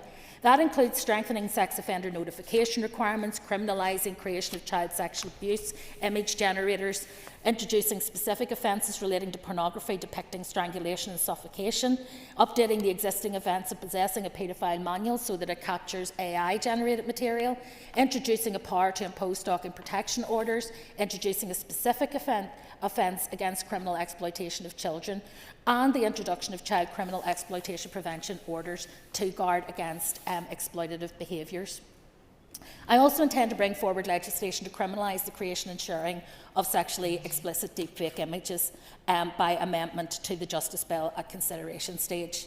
This debate addresses, Madam Deputy Speaker, issues that matter to every one of us: the safety of children, of women, of girls, and of our wider communities. I want to commend those members who brought the motion to the House today, which shines light on issues that often remain hidden and leave victims feeling isolated, trapped, and in many cases fearful or ashamed to speak out. There is no shame in poverty or desperation. There is shame, however, in using and abusing and coercing people because of that into acts that they would not otherwise wish to be involved in. I'm determined to maintain momentum in this area, and where evidence supports it, will seek to strengthen laws further to better protect people in Northern Ireland, particularly those most vulnerable to exploitation. I will also continue to press the UK Government to advance legislation that reduces the facilitation of all forms of exploitation and abuse, and therefore I've written to Jess Phillips as Minister for Safeguarding and Violence Against Women and Girls to explore further the options available, and I will keep this Assembly and this House fully informed of any developments as that work progresses. Thank you. Thank you, Minister, and I call on Diane Forsyth to conclude and wind up on the debate and advise you of 10 minutes. Diane, thank you. Thank you, Madam Principal Deputy Speaker, and I thank my colleague Peter Martin and other colleagues for bringing this motion. I thank all members who contributed to the debate, and I thank the Justice Minister for being here and her contribution. Madam Principal Deputy Speaker, in my previous job in Belfast and Lisburn Women's Aid, I learned so much about the extent of trafficking here in Northern Ireland. I really got my eyes open to some of what the Justice Minister said as to how, until you're close to it, you think a lot of it is about travel and distance and immigration, whereas a lot of it is happening in plain sight within Northern Ireland.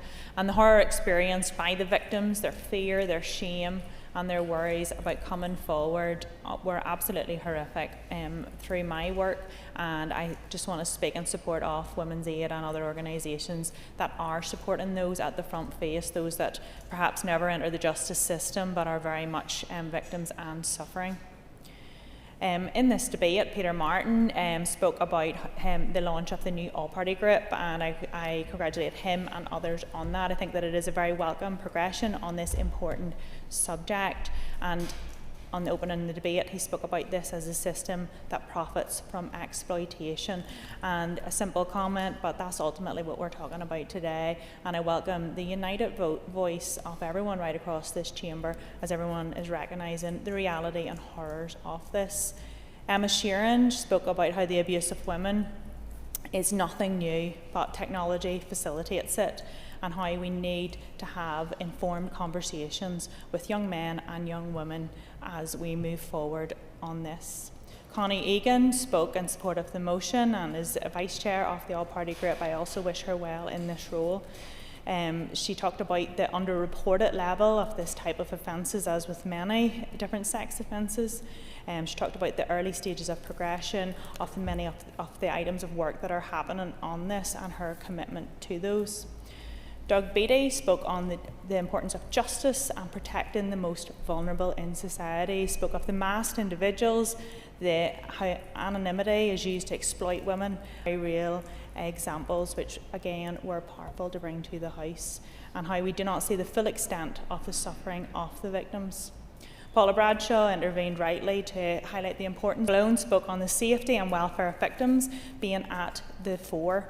He also said how research has shown that little evidence of removing the websites, but how we also need to get a more efficient enforcement strategy.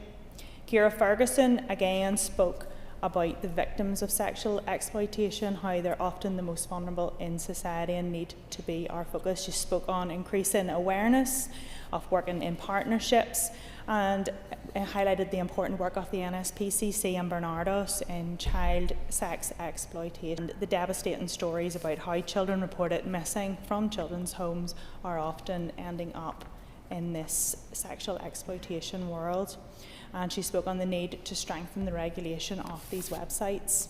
Paul Frew, Chair of the Justice Committee, spoke of how he served with Lord Morrow back in 2015 when the bill was first coming through. He talked about the harrowing statistics and the story of Sarah, where abusers are often convicted, but the websites where the abuse was facilitated remain, profiting to the tune of millions, and how wrong that this is. He spoke about how demeaning and degrading the comments on these platforms were, and how we really need to see more convictions where it really matters. Aoife Finnegan highlighted the need for compassion. She talked about women's lives, safety and dignity and well-being, and the need to progress with care to ensure that welfare and safety are at the heart, shaped by the lived experience of victims. Brian Kingston highlighted modern technology has brought forward many good things, but unfortunately has facilitated crimes in different ways. And he spoke of how women are not commodities for sale and how every effort should be made to bring this to an end. Robbie Butler spoke of how we need to be intentional in our response alongside respecting the victims, and he spoke about how we need to look at our entire culture which surrounds all of this. Timothy Gaston spoke about how dehumanising and degrading this is and how there's no place for this in Northern Ireland, and he spoke of how the low levels of convictions and enforcements here in Northern Ireland for purchasing sexual services does not inspire confidence and needs to be improved. Jerry Carroll spoke about how prohibition might reduce demand, but we have the risk of driving traffic and underground, but then, which all I thought was sensible, and then he went on to attack evangelical Christians and the DUP. And personally, I think that the lack of respect for Christian women in Northern Ireland is quite offensive. I'm here as a proud DUP woman elected to this House. I am an active voice on women's safety. I chair the all-party group on domestic and sexual violence, which I don't see his party represented at too often. Yeah. Given way not taking issue with people who are religious, it's about a form of religious ideology driving policy, which is a bad move. But just a clarification, I was talking about driving services underground rather than human trafficking. Human trafficking is abhorrent, and my issue with the motion is how it's conflating trafficking with adult services. So I think that was important clarification. Thank the member for giving way. Thank you, but unfortunately the member didn't apologise for his comments about evangelical Christianities or members of my party. But in response to this important motion, the Justice Minister spoke strongly about her unwavering commitment to the prioritisation of the work in this field, how the human trafficking websites are an affront to the values of our society. She spoke about the desperation and need of those who have made those choices. She spoke about her track record on moving things forward on the previous mandate, and she welcomed the new all-party group and the launch of their inquiry into adult services websites. We all look forward to seeing what the outcome of this will be. The Minister also spoke about the ongoing work within her department, engaging with other jurisdictions, and I welcome that very much and look forward to seeing what comes out of that as we look across to what others are doing and what is working well. The Minister also spoke, as other members did, about the need to keep everything here victim-centred, and that is incredibly important, and I was pleased to hear her say that. The Minister also spoke about how it was good that Northern Ireland has been included in some wider research on this, and I welcome that. Again, looking forward to the details of that coming out, and hopefully that can be captured in the inquiry of the all-party group. The Minister also highlighted the Department's work on the 3-year strategy, the framework, and how the report on 1 year of the strategy is due out soon. And again, this is good as it progresses whilst this inquiry is ongoing, and we look forward to these things coming together. The Minister spoke on her work with the Anti-Slavery Commissioner, and it is good to hear she's been working closely with this. She spoke on how the identification of victims is important and gave a lot of food for thought in that area. And her example of the woman in Hydebank not realise that she actually was a victim of trafficking was powerful, but sadly it's not an isolated incident, and we know these things are widespread. The Minister talked about again on the need for being victim-centred and rebuilding their lives. We need to see this strong justice response, and the Minister spoke of the importance of the work of the PSNI. So in closing, Lord Morrow's legislation was brought forward in 2015. It's almost a decade ago, and it is right that we are looking at it closely here today.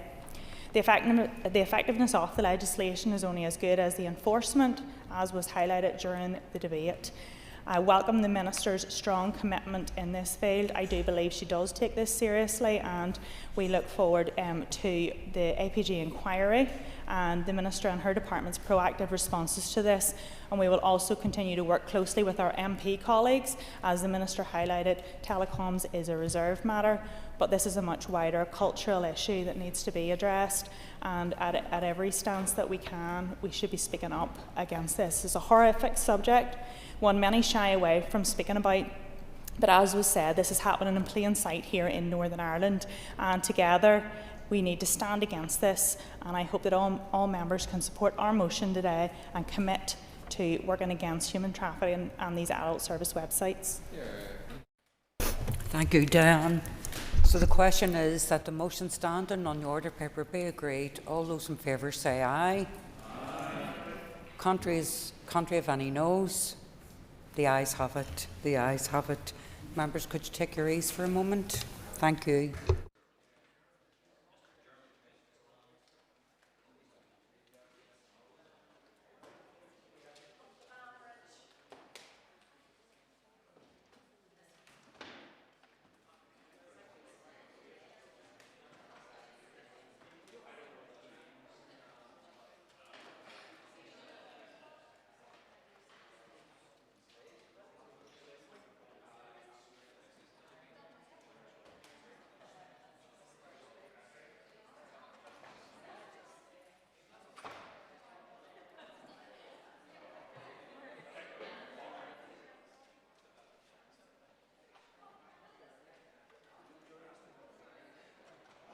Ladies and gentlemen, can we settle down, please, for the adjournment debate? Item 6 in the order paper is the adjournment. The question is that the Assembly do now adjourn. And in conjunction with the Business Committee, the Speaker has given leave to Cara Hunter to raise the matter of road infrastructure in Ballykelly and Kilray. Cara, you will have up to 15 minutes. Over to you. Thank you, Mr Deputy Speaker, and I really welcome the Infrastructure Minister has today given us the time as East Derry representatives and more from North Antrim and East Belfast and to really discuss the ongoing issue that is traffic delays within our constituency and wider area. Minister, today is not an opportunity for us as members to berate you or belittle you. It's a bit more of an opportunity just to share some of the lived experience of my constituents who are just overwhelmed and frankly quite angry with the delays that they've experienced, particularly this week with road resurfacing really kicking in. It's been really profound, and certainly we've heard a number of stories in the media of people who are just really fed up. So today is an opportunity for me as an SDLP MLA to put that to the House. Mr Deputy Speaker, I want to talk today about something that may sound small on paper, but is truly having a massive impact on the everyday life for people right across my constituency. And I'll begin today by talking about the Ballykelly Grey Steel roadworks that feel absolutely never-ending. And I don't know if I should declare an interest that I use this road almost every day, so I too am one of the commuters that is really annoyed at these circumstances, and I've been late to a number of meetings in the past week, which has been painfully embarrassing and annoying, so I have to put that on record. We talk a lot in this place about infrastructure, about active travel and about long-term planning, and of course we know all of that matters, but I feel strongly what matters just as much is the importance of my constituents getting to work on time, getting their kids picked up, getting to the hospital appointment, or simply being able to go to the chemist without it turning into a military operation or guessing just how long it will take. And for right now, thousands of people across my constituency, both constituents and commuters, this just is not happening. For over 2 years now, these roadworks have dragged on. It's been years of unpredictable delays, rolling on of completion dates, and years of people leaving either early just in case, only to still end up late. And this is all completely beyond my constituents' control. I'm just going to share some testimonies. I've spoken with a number of constituents ahead of this debate today, and I really just wanted to put their I suppose, annoyance to the floor about how they feel. One woman from Grey Steel contacted me saying that she was unwell. She needed an urgent prescription from Boots in Ballykelly, a journey of about 5 miles. Her options were to sit in traffic for up to an hour or drive 14 miles each way through narrow, muddy country roads to avoid it, while sick. With everyone else sadly doing the same thing, so even the back roads to avoid the traffic are also clogged up. That's really not a reasonable choice to put people in. Another constituent told me bluntly the whole saga is, quote, ludicrous, and she's right. She lives in Eglinton and regularly visits her elderly parents in Limavady, or at least she says she used to. Daytime visits have basically stopped because it's not manageable anymore. I think it is important to note today, I think all of us across this House recognise the importance of active travel. It is very important, but many feel in this area they just would have liked a wee bit more engagement throughout these roadworks to really understand how long that they would take, what they're actually for, and just get some answers to ongoing questions. There's another story, Mr Deputy Speaker, a mum of 3 in Limavady. Her children go to a school, nursery in Eglinton. She works in Derry. Some days she gets through the lights in 10 minutes. Other days she's stuck for 45 or an hour or even longer. There's no pattern, no reliability, and really no way for my constituents to plan the basic aspects of their life. Her twins are 3 years old. One of them has had accidents while sitting in traffic after being potty trained due to the length of time it has taken to get home. The other is being assessed for autism and finds the delays and disruption deeply distressing. When she's upset, her mother can't comfort her because she's at the wheel and stuck in traffic. And that's really the human cost of this project. And I think it is important to raise here today, but it doesn't stop there. People are now taking risks in this traffic. I've heard reports of drivers using hard shoulders, running red lights, overtaking stationary traffic, and even confrontations breaking out on this main road. It's a main road right through the heart of my constituency and is used by thousands every day. HGVs are being forced down narrow country roads that were never meant for them. So this isn't just a frustrating issue, it's a dangerous one. And again, I must reiterate, it's not about being anti-active travel. This is a conversation today about common sense, and it's about delivery. It's about recognising that this project, it's a moment to reflect on what the Department for Infrastructure has learned, given the significant delays. Was there anything that could have been done differently? So today, Minister, I'm asking you, firstly, I suppose, to urgently review how the project is being managed, including working hours, traffic controls, if resurfacing can be done at different times off-peak elsewhere throughout the night. If not, why not? What have we learned? Secondly, give people just clear, honest timelines. For many of my constituents, something as simple as a sign saying you may be stuck in traffic for 30 minutes, 40 minutes, is such a simple and effective way of communication to keep things going and keep people knowing how long they'll be sitting there for. And thirdly, Minister, I would still extend the opportunity. I know you've been down to Grey Steel. It would be insincere of me to suggest otherwise, but you're more than welcome. If you want to come down, I'll meet with yourself and your political representative during a busy time, a peak time, so you can see firsthand just the pressure that people are under, to talk to those parents, those commuters, and of course those business owners who have been put under significant pressure trying to pay the bills, and yet appointment after appointment has been missed due to the ongoing traffic. Stormont often gets criticised, and very fairly, about being slow and somewhat disconnected to its people. But I think today is an opportunity to show that we are listening and that we can respond. And I'd like to finish on the important issue as well, Minister, of the delays around the Kilrea Bridge. I did find the communication to myself was very good as an elected representative. Some businesses in the area have felt that communication with them could be improved. And I think, nothing's perfect, but it's about learning from these opportunities, or the opportunities that are presented from learning what could be done differently moving forward. With regards both of these projects in Kilrea and Grey Steel, people are in traffic, they're late, they're stressed, they want communication from the department, and they're asking us as elected representatives to step up. So Minister, today, any clarity you can provide of learned lessons would be so helpful, and I'm grateful that you're here today. Thank you. Thank you very much indeed. I call on Maurice Bradley, please. Maurice.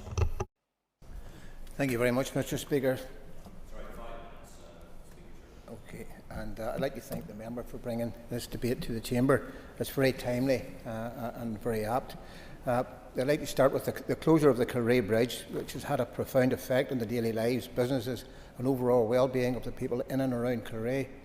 Beyond the immediate disruption, the closure has drawn attention to a wider and long-standing challenge: how to maintain historic rural infrastructure in a way that safeguards public safety while preserving essential community connectivity. It highlights the delicate balance between conservation, modern engineering, and the everyday realities of those who rely on this route as a lifeline rather than a convenience. Kilrea Bridge was closed in September 2025 following the discovery of vertical and diagonal cracking in a retaining wall at the southwest end of the structure. Engineers from the Department for Infrastructure concluded there was a genuine and immediate risk to safety, and the bridge was therefore closed. Since then, the effects of that decision have been felt across the entire community. For residents, the bridge forms a part of a vital commuter route. Its closure has forced long detours via Port Glenone and Agibby, adding significant time to daily journeys. Local people have voiced strong frustration underlying how essential this crossing is for accessing employment, healthcare and key services. Families and schools have also been affected. Local councillors have highlighted the increasing pressures placed on parents, pupils and school staff as journeys become longer, more complex and more congested, particularly during peak traffic periods. Local businesses, however, have been among those severely impacted, with the closure coinciding with the crucial Christmas trading period. Business owners have reported reduced footfall, longer delivery routes, higher operating costs and noticeable downturn in trade, reinforcing how central the bridge is to the economic vitality of Kilrea and its wider hinterland. There is progress of a kind to report. The main structural repair works to the retaining wall are scheduled to conclude by mid-February, during which time the road will remain closed to heavy goods vehicles. In this context, I would also like to place on record my thanks to the Minister and her department for the department staff for their ongoing engagement and for keeping my office fully informed of developments throughout the process, where these works represent an important step toward restoring connectivity, they also underline the vulnerability of relying on a single ageing structure for such a critical transport link. The current situation strengthens the case for looking beyond short-term repair and toward provision of a new bridge at Carray designed to replace the ageing structure over the River Bann. A modern replacement bridge would not only meet contemporary safety and engineering standards, it would provide long-term resilience, improved capacity and reliability for residents, businesses and emergency services alike.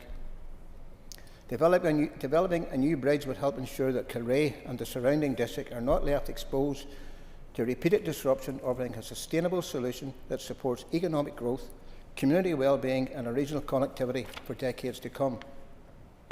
While recent months have been challenging, the ongoing works and the wider discussions that they have prompted present an opportunity. This moment underlines the importance of transparent communication, timely engineering interventions and sustained investment in infrastructure that underpins everyday life. And it makes a compelling case for a new bridge at Carray that will serve the town and district well into the future. I urge the Department of Infrastructure and the Minister to commence a scoping exercise for a new bridge over the River Bann at Carray to complement the relatively new structures at Toome and Agibby. Thank you, Mr. Speaker. Very much indeed. I call on Alan Robinson. Alan. Thank you, Mr. Deputy Speaker. Minister, people have said to me the year-long delays that certainly my constituents have had to contend with would not have happened in Belfast had this been a major key corridor requiring work in this city. One only has to recall the route that takes many MLAs to Stormont, to their place of work. They too Sydenham bypass, a £3.2 million resurfacing scheme which involves significant evening and weekend work and which was completed within a 6-month period just last year. One must ask why a roadwork contract for one of the busiest routes in Belfast can allow for nighttime working, yet one of the busiest routes in the northwest appears to have no such option for work to be carried out outside of rush hour and therefore minimising the huge upheaval for the people that I represent. Minister, I think that you, your department and its officials underestimate the anger in the northwest as a result of these works. I have been a public representative for over 2 decades in that region. I have seen where a simple gully repair on that road could see traffic backed up for miles. Even I, as a layman with zero engineering expertise, could have predicted that 14 months of intensive work with lane closures, with no opportunity of night working, was going to be incredibly challenging for road users.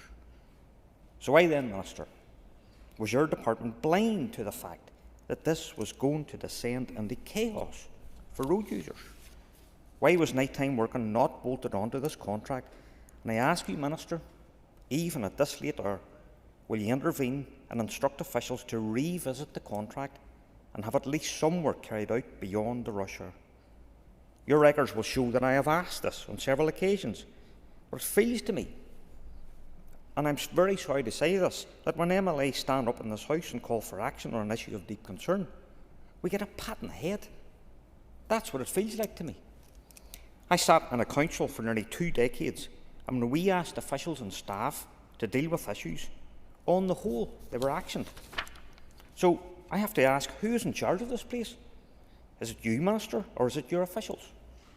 This is your opportunity to let the people of Ballykelly, Greysteel, Limavady, Eglinton and Londonderry and everywhere in between that you're listening to their concerns, to their pleas and to their frustration. Minister, I really do hope that lessons are learned from this.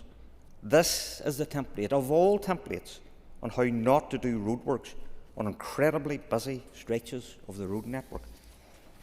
I just end by saying this. I am not one that plays a lot of low politics in this place, and I am sure, Minister, you will recognise that. However, I will say this. Your party tries to tell this House often that the economy of the North West is vitally important and that it is your party that is driving the big changes in this Assembly.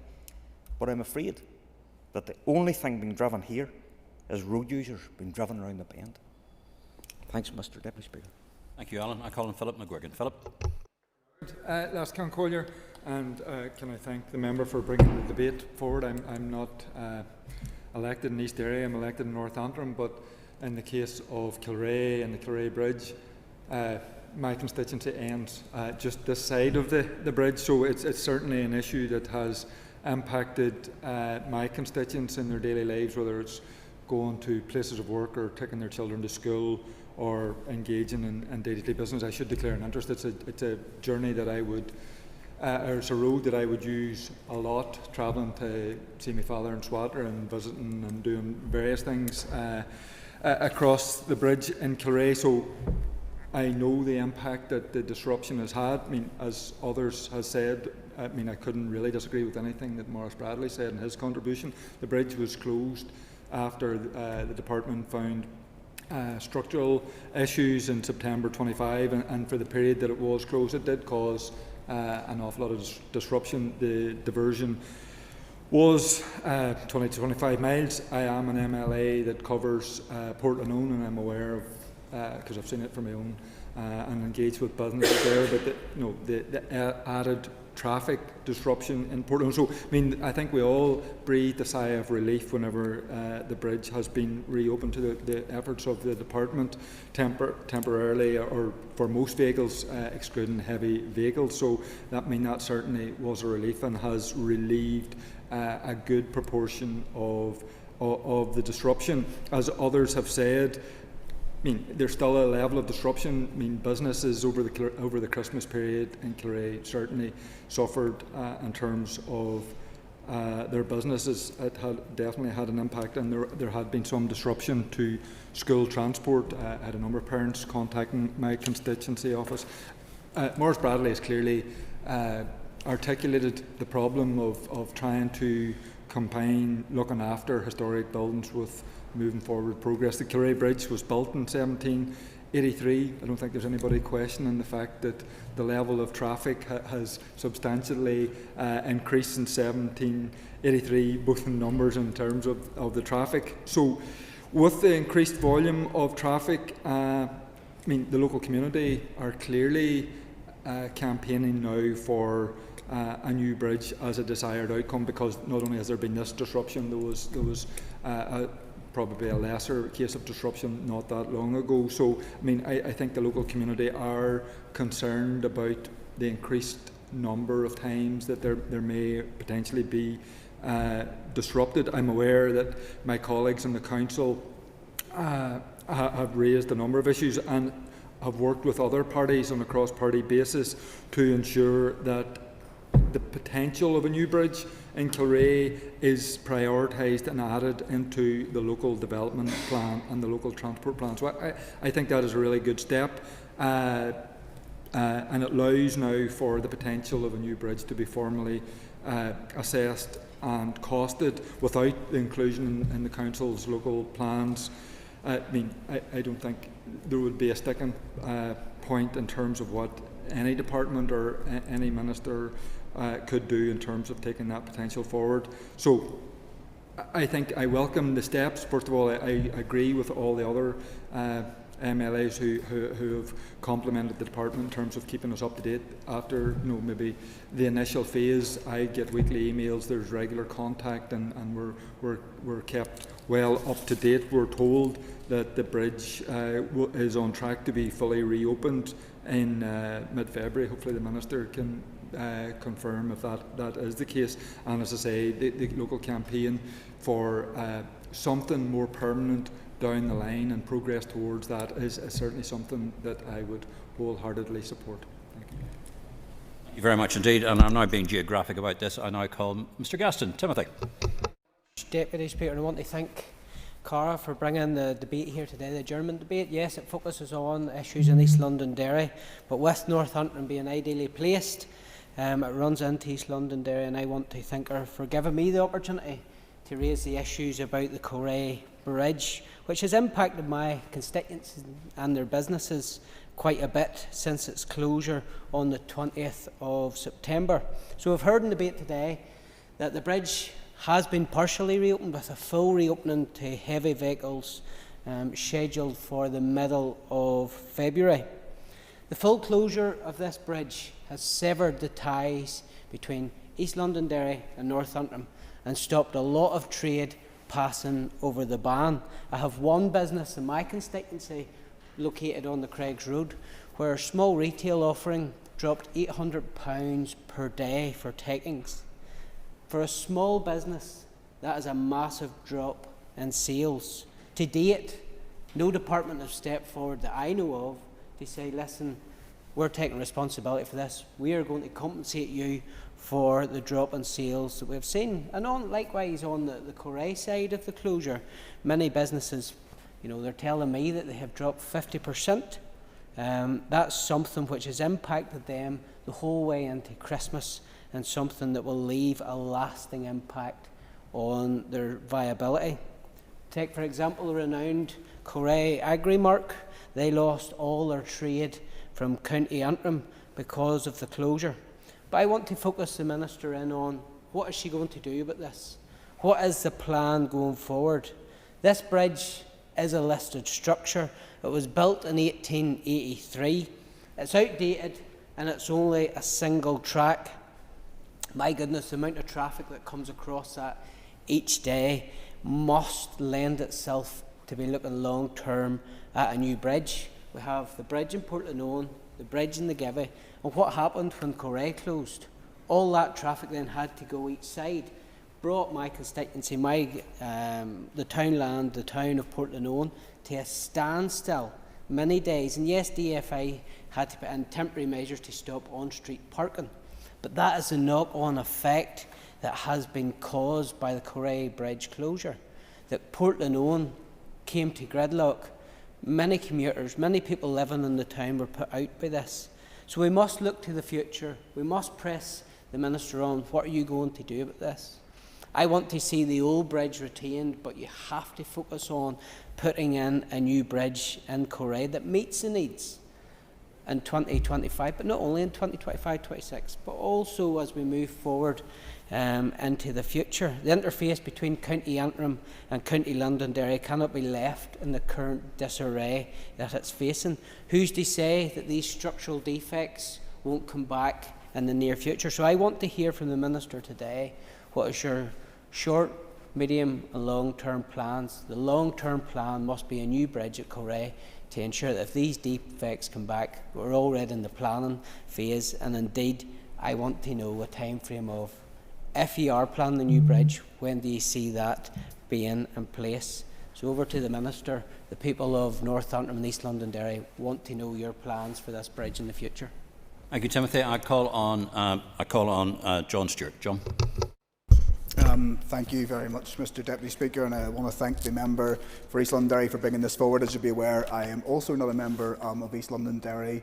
It's very rare that I leave my bubble of East Antrim, but I'm very pleased today to speak on this issue of East Londonderry, and particularly Ballykelly and Kilrea. And Mr Deputy Speaker, I'm grateful also to my party colleagues in the area, Councillor Richard Holmes and Glenn Miller, for giving me some insight into that, and also some of the local constituents as well. And I'm sure they'll look forward to the Minister's response and anything that comes from this today. So if I could begin, first of all, Mr Deputy Speaker, looking at Ballykelly and the A2 Clooney Road. The active travel scheme between Ballykelly and Greystale, announced as a £2.6 million project in late 2024, was intended to deliver, as we know, real benefits, resurfacing the carriageway and improving the facilities for pedestrians and cyclists. However, the project has been plagued with delays and disruption. Originally expected to take 33 weeks, it has now been extended into early 2026. And there has been a £600,000 overspend, bringing the total cost, I understand, to £3.2 million. Temporary traffic management systems, including off-peak lane closures, have led to severe congestion, and other members have alluded to this as well. What was originally a 10-minute journey through the village can now take up to 45 minutes or an hour, with drivers reporting standstill conditions. And I think we all know just how frustrating that is. Local businesses have suffered as a result, Mr Deputy Speaker, and Rosemary Wright, who owns the Ashburn Image Salon in Eglinton, has called the delays a massive loss, with customers late for appointments, staff delayed and income reduced as a result. And this is just one of, I'm sure, many local businesses' experiences. They're not minor inconveniences, they are major economic and social consequences for that local community. Many residents, Mr Deputy Speaker, have also questioned whether the new pedestrian and cycle pathway will see much use, and I'd be interested to see what the analysis of that is, with concerns being raised about the upkeep of the paths to ensure safe passage for cyclists, for example. It may be that the only tangible benefit may end up being the resurfacing of the main road at a considerable cost and disruption. This case illustrates the urgent need for stronger project management, better communication with the public and local elected reps, realistic planning so that worthwhile goals do not just result in unnecessary hardship and delays for both residents and businesses alike. Turning now, Mr Deputy Speaker, to Kilrea, they face a very different picture, yet equally challenging, and Councillor Richard Holmes, my colleague for that area, notes the recent closure of the Kilrea Ban Bridge due to maintenance issues, and recognises the detrimental impact on local businesses, commuters and the surrounding area. As others have said, the bridge, I believe, in Kilrea was opened in 1783, which is remarkable. It's a remarkably old bridge. I believe William Pitt was Prime Minister at the time when it was opened, and it is still going strong, standing the test of time. But we must acknowledge that the single-lane 18th century bridge cannot carry the weight and demands of the 21st century transport. And of 7 vehicle bridges that cross the lower band, 4 fall within East Londonderry, as I understand, while others, such as the Sandalford Bridge, have been replaced and upgraded in recent years. The Kilrea Bridge remains largely unchanged. The recent closures have exposed just how vulnerable this situation has become. The failures to coordinate recent maintenance works with existing plans from 2022 have had a crippling effect on local trade and daily life, and it has underscored the over-reliance on outdated management. So, Mr Speaker, there are many points, I think, to be raised, and I think the constituents for that area would look forward to hearing from the Minister on that. I do want to thank the member for bringing it forward, and we look forward to responses. Thank you. Thank you very much indeed. I call Peter McReynolds. Peter. Thank you, Deputy Speaker, and as a member of the Infrastructure Committee, I welcome the opportunity to acknowledge the current road infrastructure issues in Ballykelly and Kilrea. I rise after the constituency MLAs and thank them for their contributions and insight into this adjournment debate. I am an East Belfast MLA, so I've taken instruction from colleagues and elected reps in the area. As a member of the Infrastructure Committee, we continue to hear repeated delays in road infrastructure works, which cause significant frustration to road users while also affecting road safety and journeys for drivers, cyclists and pedestrians alike. Yesterday it was reported there has already been an overspend on this project to date, whilst also creating an extended impact on businesses and locals trying to go about their day, as referenced already by my infrastructure colleague, Mr Stewart. What we need from the Department is clear information and timelines when major projects take place from the outset, to ensure disruption is kept to a minimum, and I welcome the Minister for Infrastructure has made herself available for today's adjournment debate as well. As Chair of the All-Party Group on Active Travel and Road Safety, I'm in full support of the implementation of active travel routes. However, I do raise the question of the prioritisation of routes, and it's why I've worked closely alongside the active travel community to ensure that propensity to cycle is incorporated in rolling out routes for maximum benefit and uptake. I believe the best way to encourage active travel is first to ensure the safety in places where we know that they will be more likely to be used. Unfortunately, my difficulty in the justification of such a major scheme creating such significant disruption is there were no cycling or pedestrian count surveys undertaken to my knowledge, so there is little known about the potential uptake of this particular route, which is causing so much grievance for residents. This only adds to dissatisfaction when the works are complete and the benefits not immediately visible. As the proposer of today's debate has said earlier, it's why the Department must communicate transparently with locals to ensure there are appropriate traffic management to ensure significant impact is limited. We saw similar in my constituency of East Belfast during the introduction of the glider, and significant disruption was caused, leading to posters appearing with slightly colourful language being erected on posters in some shops. But thankfully I haven't seen one of these in years now, and the glider is now simply part of the furniture, bridging East and West Belfast with passenger journeys up and active travel projects such as the Conswater Community Greenway, now established just down the road from my constituency office and thriving. Deputy Speaker, active travel will bring so much to communities and can implement it. Will bring so much to each community we can implement it in, but strategic planning and execution by the Department must be timely and cost effective. I encourage the Minister to ensure every penny spent on active travel is proven to be a conduit for progress rather than a guessing game of success, and I look forward to her feedback today. Thank you. Minister, look forward to hearing you for up to 10 minutes. And I would like to thank Cara Hunter for initiating this important debate on roads infrastructure in East Derry, particularly in Ballykelly and Kilrea. And I know this is a very important issue to all the representatives for those areas who have spoken this evening, and indeed for the wider elected representatives who are on council as well. And I have received significant volume of correspondence, so I don't for 1 second underestimate the frustration and the disruption that the roadworks have caused. I have listened intently to the members' contributions this evening, and I have heard loud and clear the concerns about road infrastructure in East Derry, particularly in Ballykelly and Kilrea. So I want you all to be reassured, and for your constituents to be reassured, that we have been taking that on board and doing as best we can to try and address the challenges that have emerged. As members will know, investing in new roads, improving and maintaining roads is critical for us to be able to ensure the safe movement of people and goods to allow growth for our economy, and also in connecting our communities. And I would stress that here in the north we can have whatever quality of road we want if we can get the right funding, because without that funding, roads will continue to deteriorate and pose a safety risk and impede on economic movement. As is well rehearsed in this chamber, and I feel like I'm in every adjournment debate for the last while talking about this, but the budget that the Executive receives still falls well short of what is needed from London. And we don't have the funding to do everything that we would like to do, or in fact that we need to do, and therefore prioritisation is required. So in this case, I think this was a really positive investment, and I think it's something that once completed the local area will truly benefit from.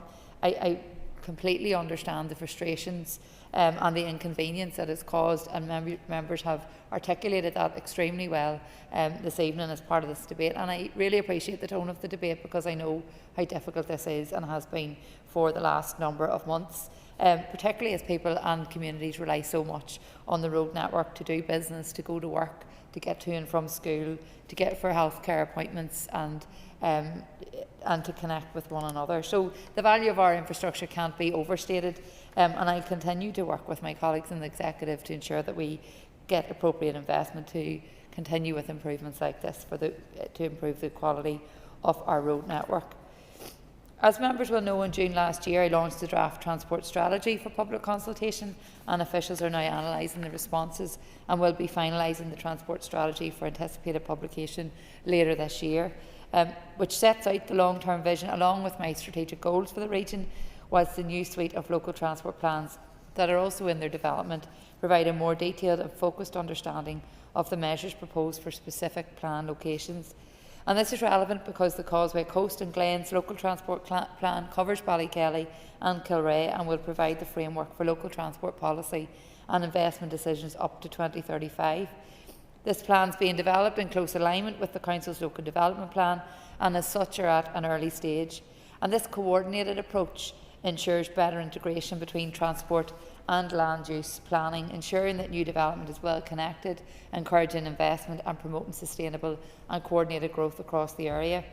The plan will address key local transport issues, many of which have been highlighted this evening, including local bus services, the road network and parking provision.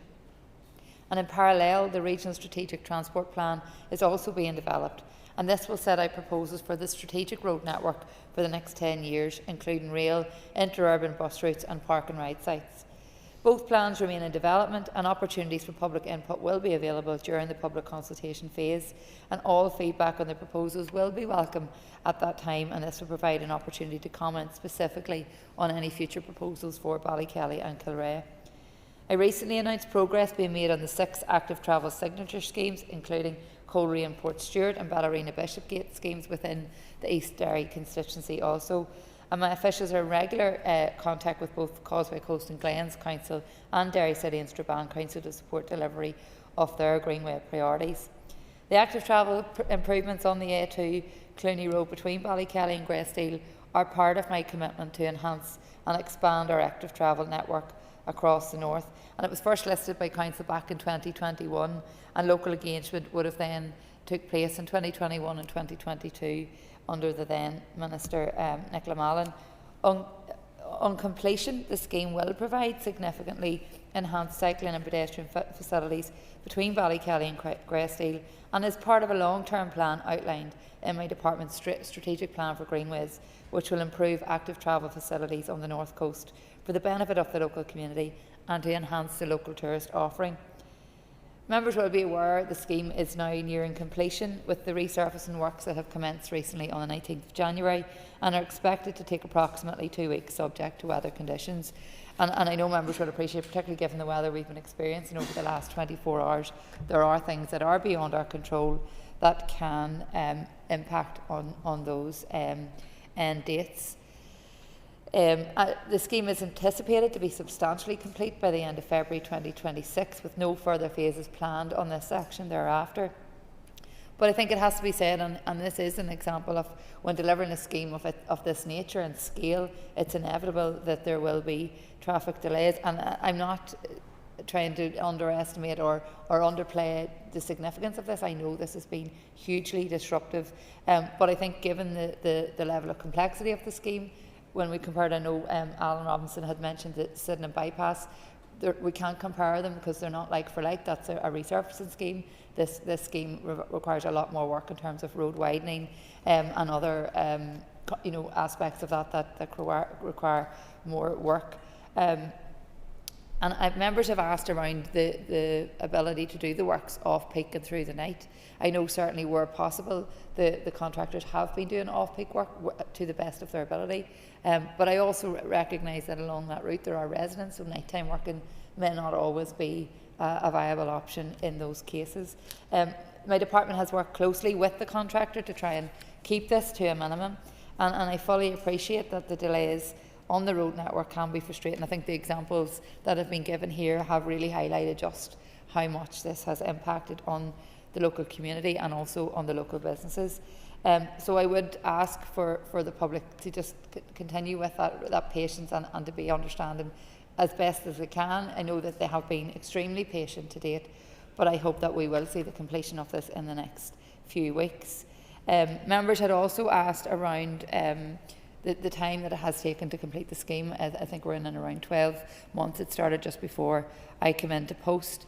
And we had some interruptions to the scheme because of the Open and the Foyle Cup, where we took decisions to try and ensure traffic flow could be kept moving during those major events. And likewise for the Christmas embargo, a period where roadworks are embargoed until the Christmas period. And so all of those things have also had an impact on timelines, and I appreciate that has prolonged this for people living in the area. With regards to the additional spend that has been highlighted as well, the cost of the works has increased from 2.6 million to approximately 3.2 million, and these have been incurred on the contract were mainly attributed to future-proofing of the works, including the provision of street lighting, ducting, drainage improvements and additional works at Faughan Vale Bridge, and some additional costs were also required for the increased traffic management measures that were required. And whilst these additional works were not included in the original scheme, it was more efficient to progress with these within the scheme in order to avoid further disruption at a later date. Where the scope of a project changes, it's inevitable the costs will increase. But I think members would agree that rather than adding further time onto this scheme, it made more sense to be able to do it within the existing work as well.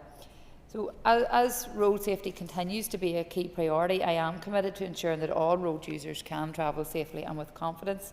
And the Road Safety Strategy to 2030 is an important document to refocus minds and energies on creating safe roads, safe vehicles and safe people, and the Department continues to deliver a programme of priority targeted road safety interventions through the Local Transport and Safety Measures Programme, which helps progress improvements across the road network. Requests for local safety measure improvements to the network, including provision of traffic signals, road improvement schemes, are assessed in line with my department's current policies and guidance, and all works are subject to prioritisation and budget availability. In relation to the Kilrea Bridge, which I know has been another key area of work and has also had a significant impact, As members will know, in the interest of public safety, officials took the decision to close the Kilrea Bridge on the Ban Road on the 20th of September last year due to extensive cracking on a retaining wall at the southwest end of the bridge. Officials worked at pace to develop a solution. No, I'm nearly finished. Just finish this point. To develop a solution to stabilise the structure, and following an accelerated procurement exercise, works commenced on site on Monday the 10th of November. And to mitigate the impact as best we could, temporary supports were put in place which allowed the bridge to open to cars and light vehicles on Saturday the 6th of December. I'm pleased to confirm that work is progressing as planned, with the road on track to fully reopen to all traffic by mid-February. However, as members have mentioned, I am aware the Council have recently passed a motion to request a new bridge be considered as part of their local development plan, and the framework for making new transport policy and investment decisions for the council area is the Causeway Coast and Glens local transport plan that I referred to earlier. So, in closing, I would like to thank Cara Hunter for bringing this adjournment debate to the House and to all members for their contributions. I once again can't reiterate the value of our infrastructure and how important it is, and I think tonight's debate has really highlighted that. I also want to thank Maurice Bradley for his comments in relation to the information and the communication that has happened and the work of officials and staff on the ground, because I think we are trying extremely hard to minimise the impact, but we recognise that this has been very disruptive and very a big inconvenience for people, but we hope you can bear with us and that we see the completion of both in the coming week. So thank you very much. Ladies and gentlemen, that concludes the debate. The Assembly is now adjourned. The Assembly is adjourned. Thank you very much indeed. Thank you. Thank you very much.